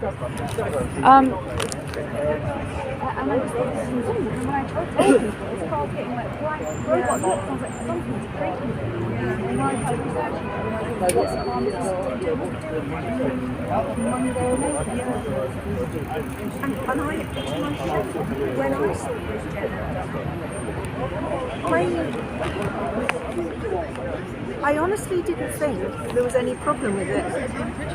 And I feel what? But that's what I mean, because of that, now you can did see. I not realise that it was a huge problem? But I was just completely indoctrinated by it, and I'm astonished. If you keep on coming every week by the laws of averages, you better get it right. And then about a couple of years later, he died, So, There was the other guy who thought he'd live forever. Oh, He stands there like that. Used to have this curly hair. Who used to do this. Oh right, that was a guy. He could play with a cigarette. He could spit it out, cough it out, pull it out of his ear, start fuming out. Apparently, he was a professor or something. No. And there was I confusing Oh, with the other guy? You're right. There was another guy who wandered around, Smithy. Yeah, Smithy would go. Ooh, he was on the race. It was like he was at the racetrack. Yeah. I was on the army. It was a ship. It was like that. And then there was another guy who called him King Cole or something. Oh, he had a toilet. He had a scepter as a plunger for a toilet. And there was a woman who stuck everyone with a piece of wood. She used to come and say, "You're talking rubbish," and stick a fucking piece of wood in your face. And I saw her film the other day, and she was around in the 50s. Yeah. So, Speaker's Corner, do you want to say some words on the 150th anniversary? Happy birthday. I mean, you understand why Steve invited these people, Toby Young and whoever that was. Given the fact they'd never come to Speaker's Corner and spoken before, and that showed with Toby Young because he couldn't handle anyone asking a question. We always have that tendency to do that, to bring people who've got nothing to do with something, to give it an air of credence. Personally, I don't have a problem with him coming, but it's just it is a bit odd. It has that artificiality about it. It's like, how long has he been coming anyway? I don't remember him. He's never come. No, Steve Barnes. Steve's been here forever. Steve's been forever. He's been a long time. He's a heckler, but once in a while he speaks. I know no problem with that. I have no problem with any of them coming to speak either, but at the same time, it's just it's something peculiar about that we tend to give some figure that we haven't got authenticity and ourselves. Again, my other point is I was thinking of standing for public parliament, and I was going to stand on a constitutional reform ticket. But you can't even debate in our House of Commons, the mother of democracy, or whatever they call it, the fact to become a republic. You have to be elected. This whole thing about Parliament, sorry. Yeah. No, these fucks for 2 years stitched us up, locked us up, and not one of them actually. Again, it was this thing. One or two have made a speech once in a while, but in reality, they were never prepared to stand up. Never prepared to actually stand up. If one MP had actually stood up and said, "All this is complete nonsense. I'm having none of it," and just continued to break the rules and regulations, that would have been someone who you could say is a hero or something. But this way, the way they do. We continue to have services in our church. Yeah, there were some churches in London. And what I did was renamed it. They weren't called services; they were called parties. So you could have parties in number 10. You could have parties in church. Yeah. So and we did have a battleground. The right to free speech is a battleground. There is no such thing. The whole thing about 1872 Act.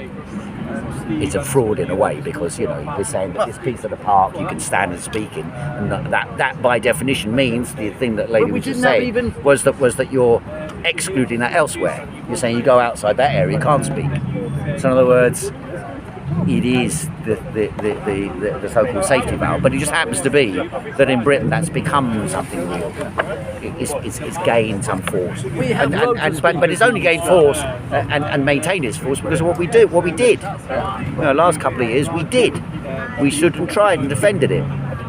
And so, the moaning about, it's all going down, it's going that, I agree, that's nonsense. It's all about what we do to create. That's my idea. Thanks for coming, Wilsey. That's fine. And what do you think about the importance of this place?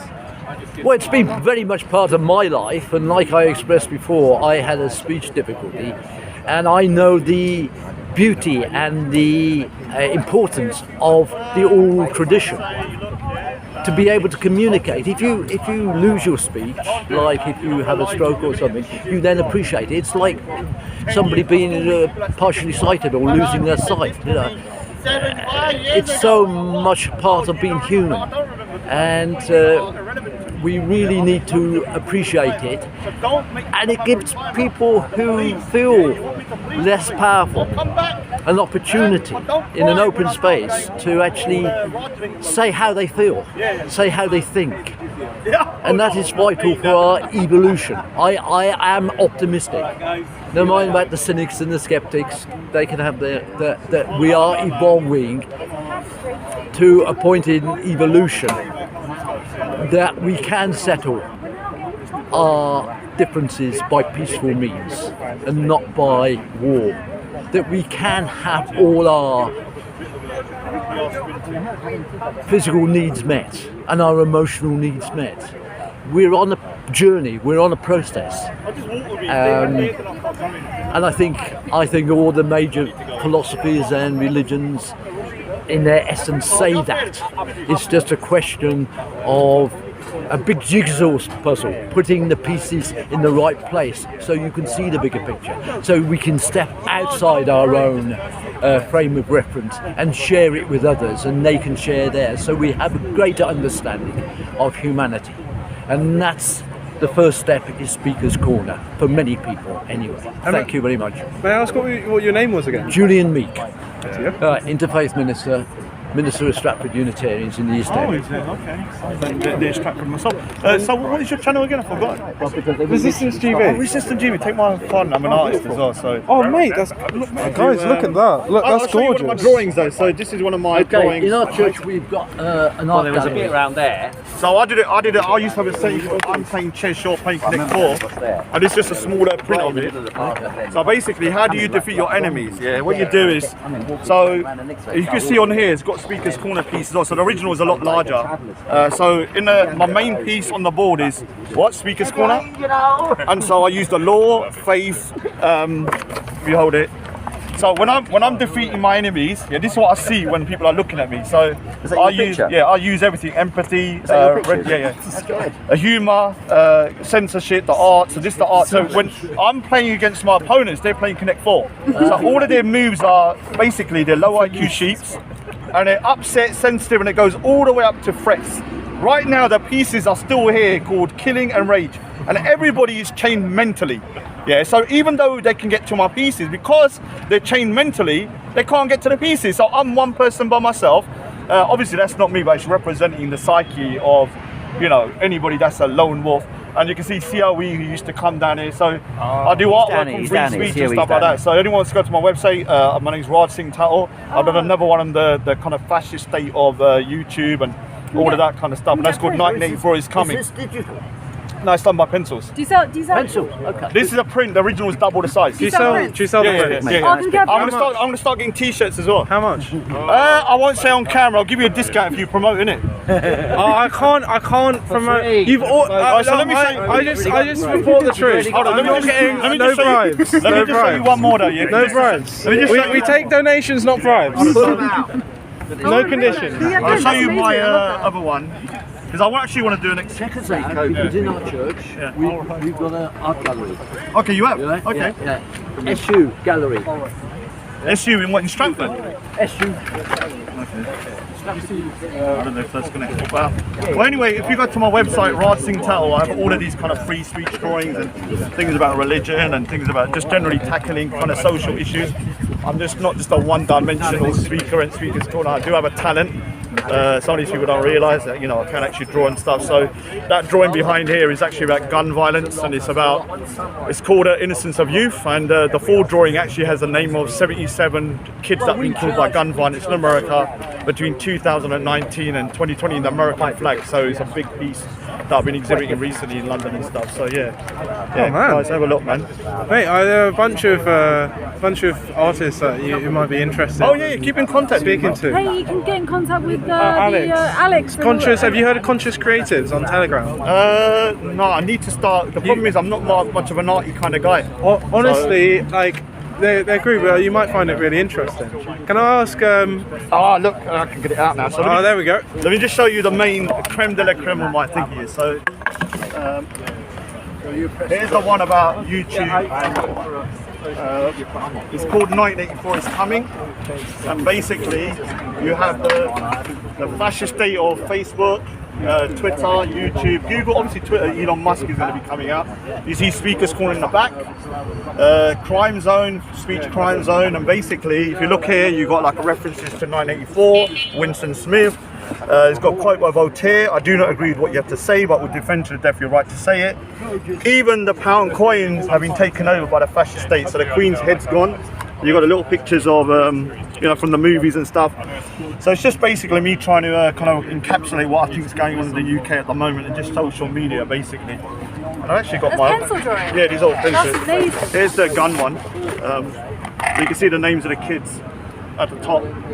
So these are children that have been killed by gun violence. So you can see some of them are as young as 5 years old, 3 years old, Talia Anderson. So it's just loads of guns kind of engulfing America. So yeah, the original is actually this size, but it's too dark. So I've had to get it reprinted. So this is how big the originals are. Wow. So they're all done with pencils. And I'm showing you started colour as well now. How long did it take you to do one of those? This one took a year.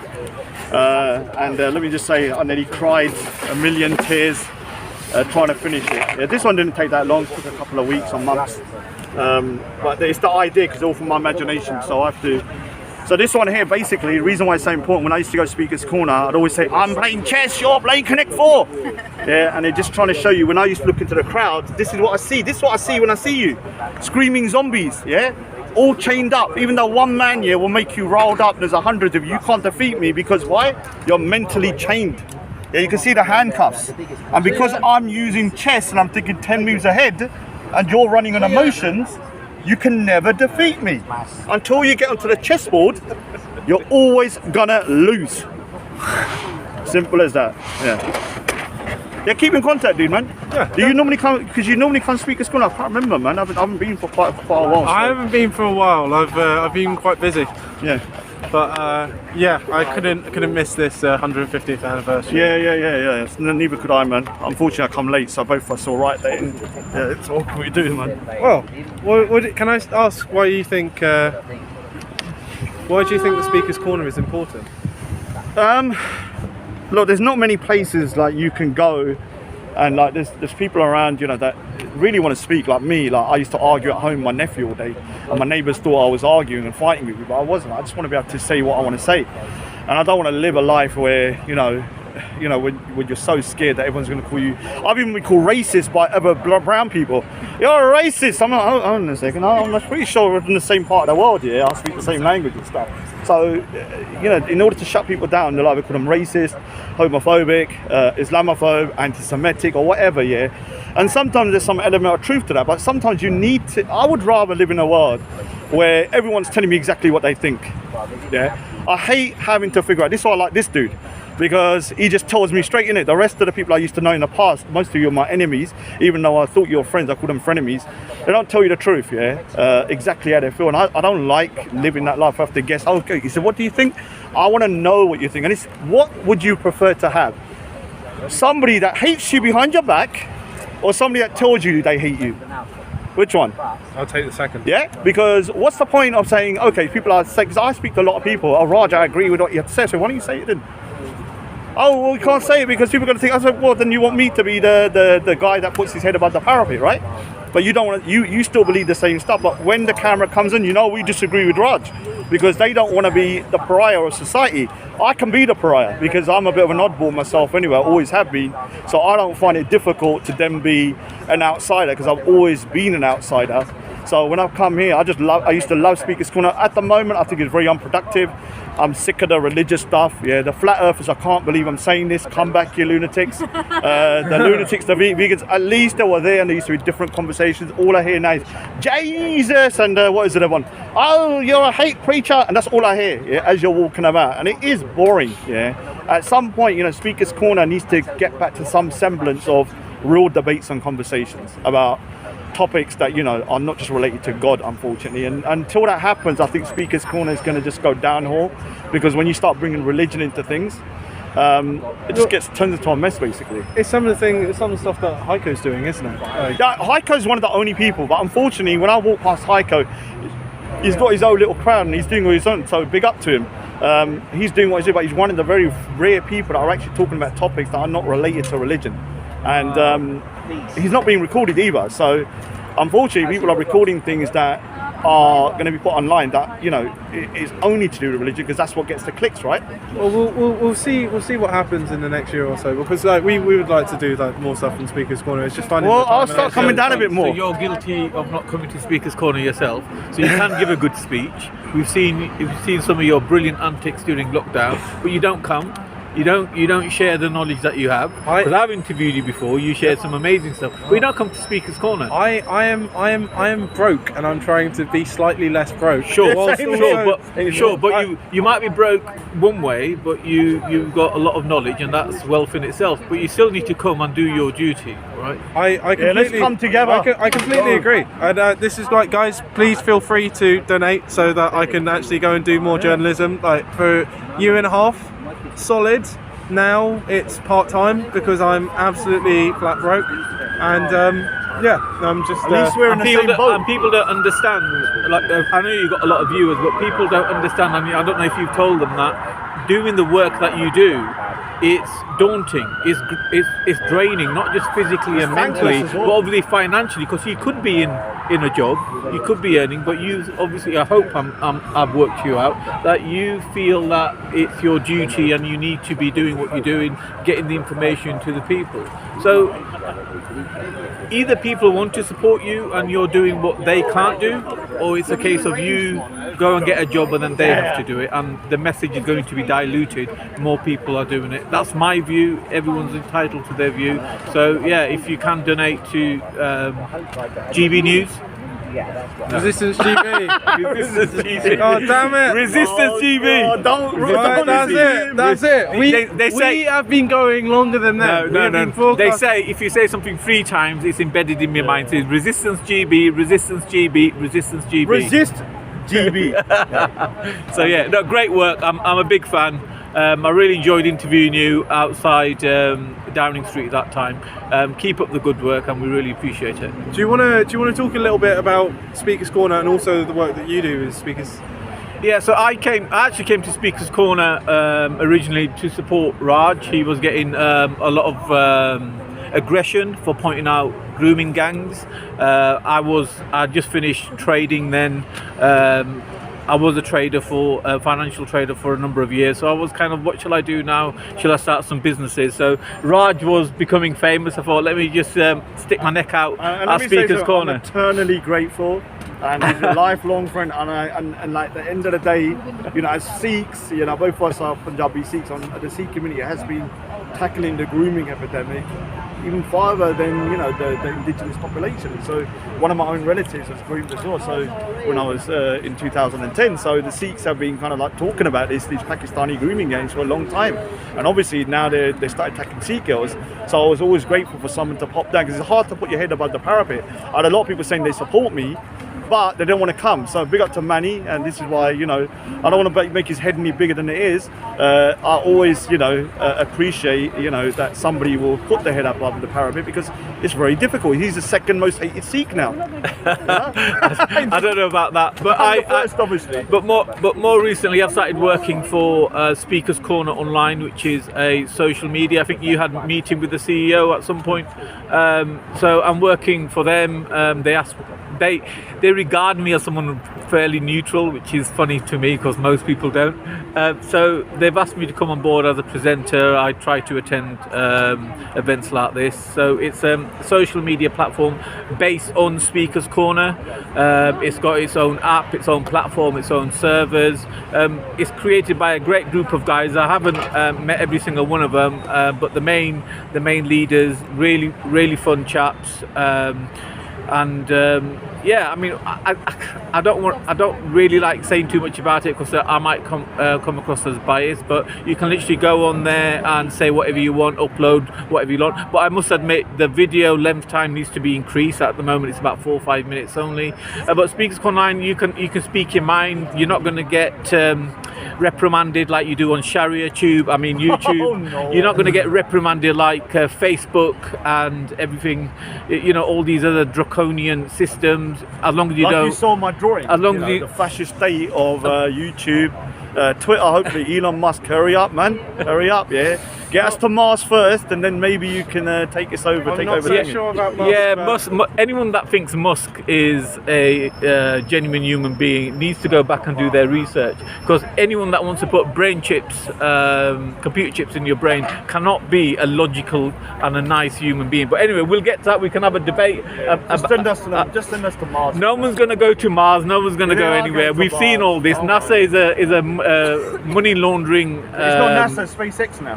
Whatever it is, it's a money laundering exercise, just like the wars over in Afghanistan and the rest of it. So Speakers Corner Online, download the app, and if you want to see more of people like me, Raj, and Resistance GB, come over there.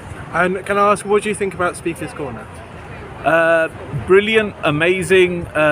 Only if more people like you came here, there would be more variety and opinions. There's two types of people that come to Speakers Corner: those who respond to being verbally attacked, and those who can get on a platform and create the conversation. So you, and obviously others, are very good at creating the conversation, and that's the type of speaker we need. We don't need people to be responsive. We need people to stand up on a platform and share their knowledge, so it gets people thinking. And what's your message to anyone who's thinking of coming down to Speakers Corner on a Sunday? Be happy, be joyful, be open-minded, engage or be silent, but do come down, because at the moment there's only one type of conversation happening, and it's not a great one. No flat earthers, I'm only joking. Now, and I also have to say, look, hecklers are part and parcel of Speakers Corner, whether we like it or not. There is an art to heckling, I've seen it, and there is a art to kind of ignoring the hecklers. I've had loads of hecklers in my, like heckling, and you have to zone out. It's a good way to hone your kind of skills as well. And here, you know, when I was younger, anyone that knew me as a little kid, I was like quiet as a mouse, could even get in front of one person. So I've learned a lot through here, and I had to give a speaker to me, I had to compose myself in front of a lot of people. And now you don't shut up. Yeah, now I don't shut up. I'm like a motor machine. It's like I didn't speak for like 20 years of my life when I was a kid. Now I'm making up for now. But built it all up. yeah, it was like, yeah, just literally think. So Speaker's Corner, like I said, like it's not a joke. If it carries on the way it is, it's gonna close down. And I think the police want it to close down. And it's gonna be a right disgrace to the UK. I'm telling you, it's going to be embarrassing. People who don't even know about Speaker's Corner are going to suddenly wake up. Why is the place closed? Yeah, and they should be asking the reason why has it closed. And we know it's going to close because something's going to happen very, very serious, and someone's going to get hurt. Now, it's not going to be me, I can tell you that straight now. Yeah, hopefully this ain't going to be used back and I'm dead in like a year. But the point is that you only appreciate something sometimes when it's gone. Yeah, and you're gonna look back and say, wow, people used to speak in this place in this world for 150 years. I couldn't believe it. Yeah, and we don't want that. We want to look in 150 years and say, wow, 300 years of Speaker's Corner, rather than, you know, it being shut off. And hopefully, if you turn up, I'll turn up. Other people with strong personalities can kind of come down and shift the conversation away from religion and just, you know, about other topics. I think Speaker's Corner can be saved. But the police ain't going to be the ones to do it. Yeah, the people are going to have to do it, unfortunately. And put your head above the parapet one morning. Once you put it up there, expect a lot of heat. Yeah. No one's coming to save you. You got to save yourself. No one's coming to save you. You got to stand up. Everyone always asks me, Raj, why do you come by yourself to Speaker's Corner? Why do you come to? You know why? Because I can only rely on myself, right? If I start getting to a point I have to keep relying on people, then one day they're not going to be there. Yeah, so everyone said, Raj, you're always by yourself. You always like to say, no, because I know when the shit hits the fan, I'm gonna have to look after myself, right? And even if I'm on the road, if shit might hit the fan, because I live in an area which is like, you know, like in East London, and so I realised that, you know, these groups of people, because the reason I know this, because when the same people that are pushing me about in a group, when they're by themselves, they're all quiet, right? I walk past them and they're all quiet 10 minutes later, because in groups they feel strong, and this is why they're weak. Yeah, because once you break that group, they're all little chickens by themselves. So anybody that comes down, I'm not saying come by yourself, I'm just saying always be independently minded. Don't be swayed by the masses and be a low IQ sheep like I got on my drawings. Yeah, I always put little sheets on there, because the reason why, you know, countries are taking over and genocides happen is because of sheep. It is because of the silent majority, unfortunately, the people that, you know, want an easy life rather than putting their head above the parapet. So sometimes you need people like myself, Manny, and other people to say, no, you know, we're not going to have this shit. And whether you hate us or love us, we're the ones that are going to make changes to the world, right? Anyway, man, big up, thank yourself anyway, man. We need to keep in contact, dude. You got my thingy in it, you got my business card. Yep, I've got your business card. Make sure we keep in contact, man. What's the channel again? Resistance GB. Resistance? GB. Okay. Beautiful. Thank you. And thank you for standing up and speaking, at least for yourself, because a lot of things happening which is not good, and there are a few people standing up, and even when people stand up, they are called names and pulled down by stupid people with stupid arguments. And the flip side of free speech is you'll have to listen to some idiots. But I don't agree with your free policing thing, because it will allow the bad guys to, you know, take policing on themselves and do some bad things. I think the bad guys are already the police. Okay. Yeah. But thank you. Okay. God bless. Are you coming to the pub? No, I just come to Speaker's Corner sometime. And it's a very interesting place. I am a Christian, and like the way, you know, people blaspheme against my Lord, it's like so bad. And how is it like one religion can blaspheme the other and they are condemned, and the other can't stand up? That's a sad thing which I see here. So I'm passionate about, I'm not a speaker, and I used to be like super shy, but coming to Speaker's Corner, I feel so free to speak. And yes, there are some, people who bring some crazy arguments, which I have to kind of counter. But it's a very interesting place, and I'm glad to be here. I like being here, and yeah, thank you very much. Thank you.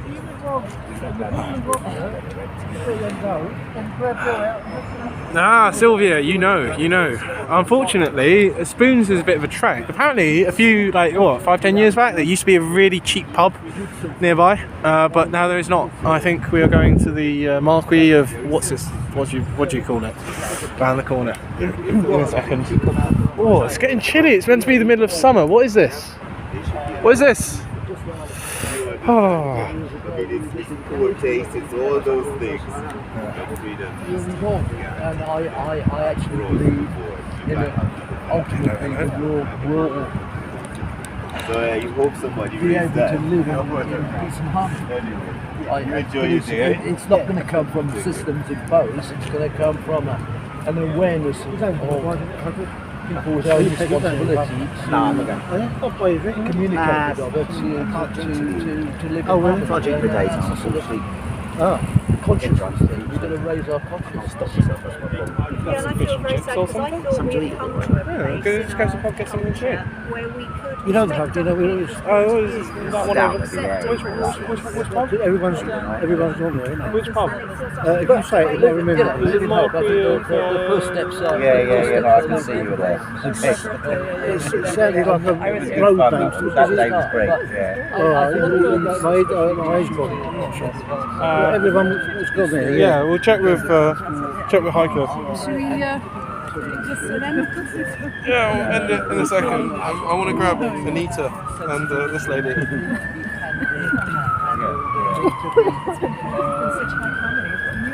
Understood. In a caring way. I'm not. Oh, that was Kingston. It's like that other case about the young child who's. It's getting sunny again. It's getting a little bit better. Thanks for all the people who appreciated the speech. Gotta be honest, I was sweating it. I was sweating it on the tube, scribbling notes, getting quite nervous. nervous. You did a good job. Good thing. Oh, thank you. Yeah. There you go.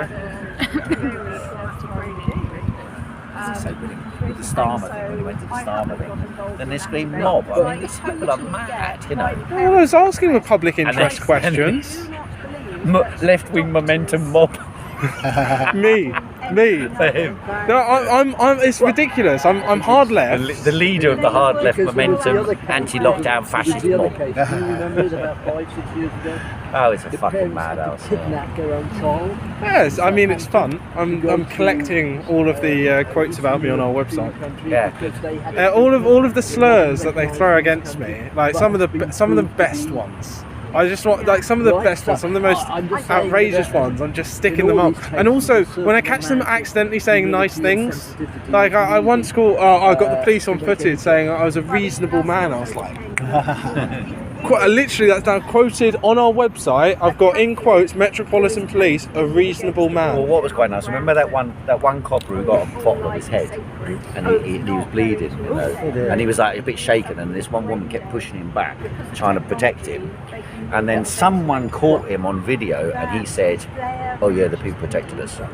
Right. Someone caught him on that. Yeah. And they presented it in the news. It was like, mob attacks police, 8 injured, you know, like that. Well, I think all these areas. Police mob attack people. Well, that's exactly what happened. That's right. That's exactly what happened. The parents proved. But it's amazing they get away with the inversion like that. You know what I mean? In a moment like now, you know, you think information gets out. It doesn't. No. It gets so far, like you say, so far, bam, shadow votes, block.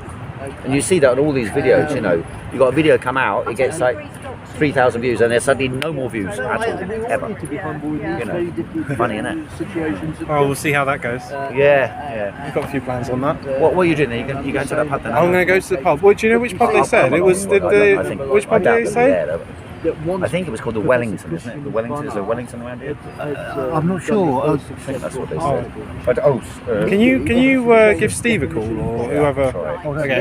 Right, I have to grab you. The Marlborough Head. The Marlborough Head. So, what do you think of Speaker's Corner?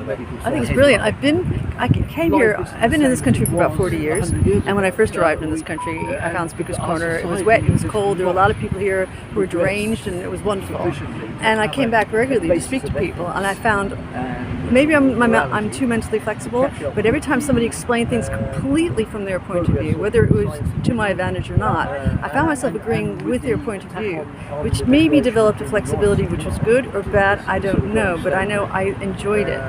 And even if somebody was completely, if me and their culture wouldn't work for me in my culture here, still there was something about it, at least I could understand it. You know, I could understand their point of view. And I think that's the beauty of Speaker's Corner. And you could actually challenge people as well and say, well, are women second-class citizens in your country? How does that work for you? What does your God say about women? Things like that, or anything here.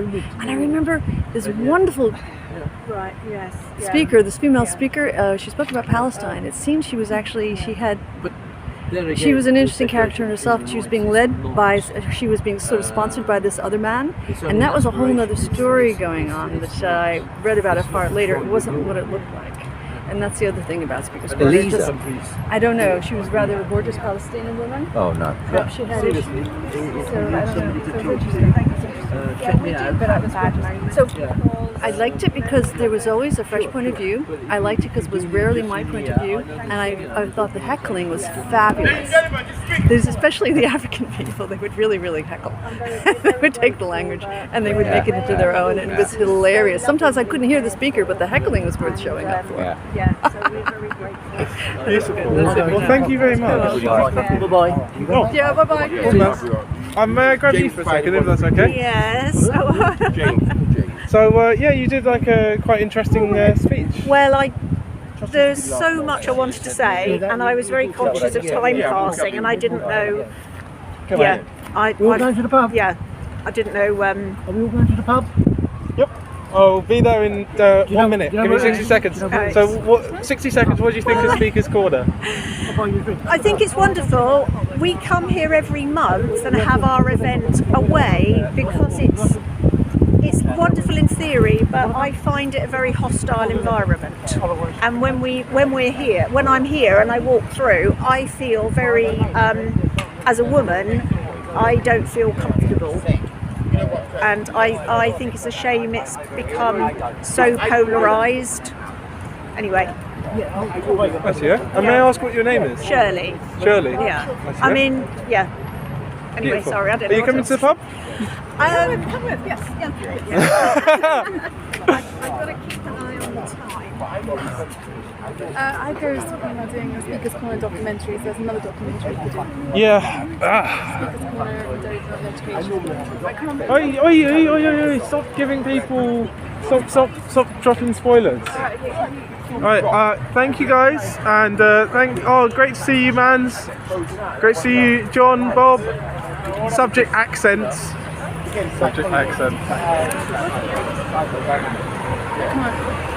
Right. Okay, all the best, guys, and thank you for joining in. Thank you for watching, and yeah, all the best. Bye bye.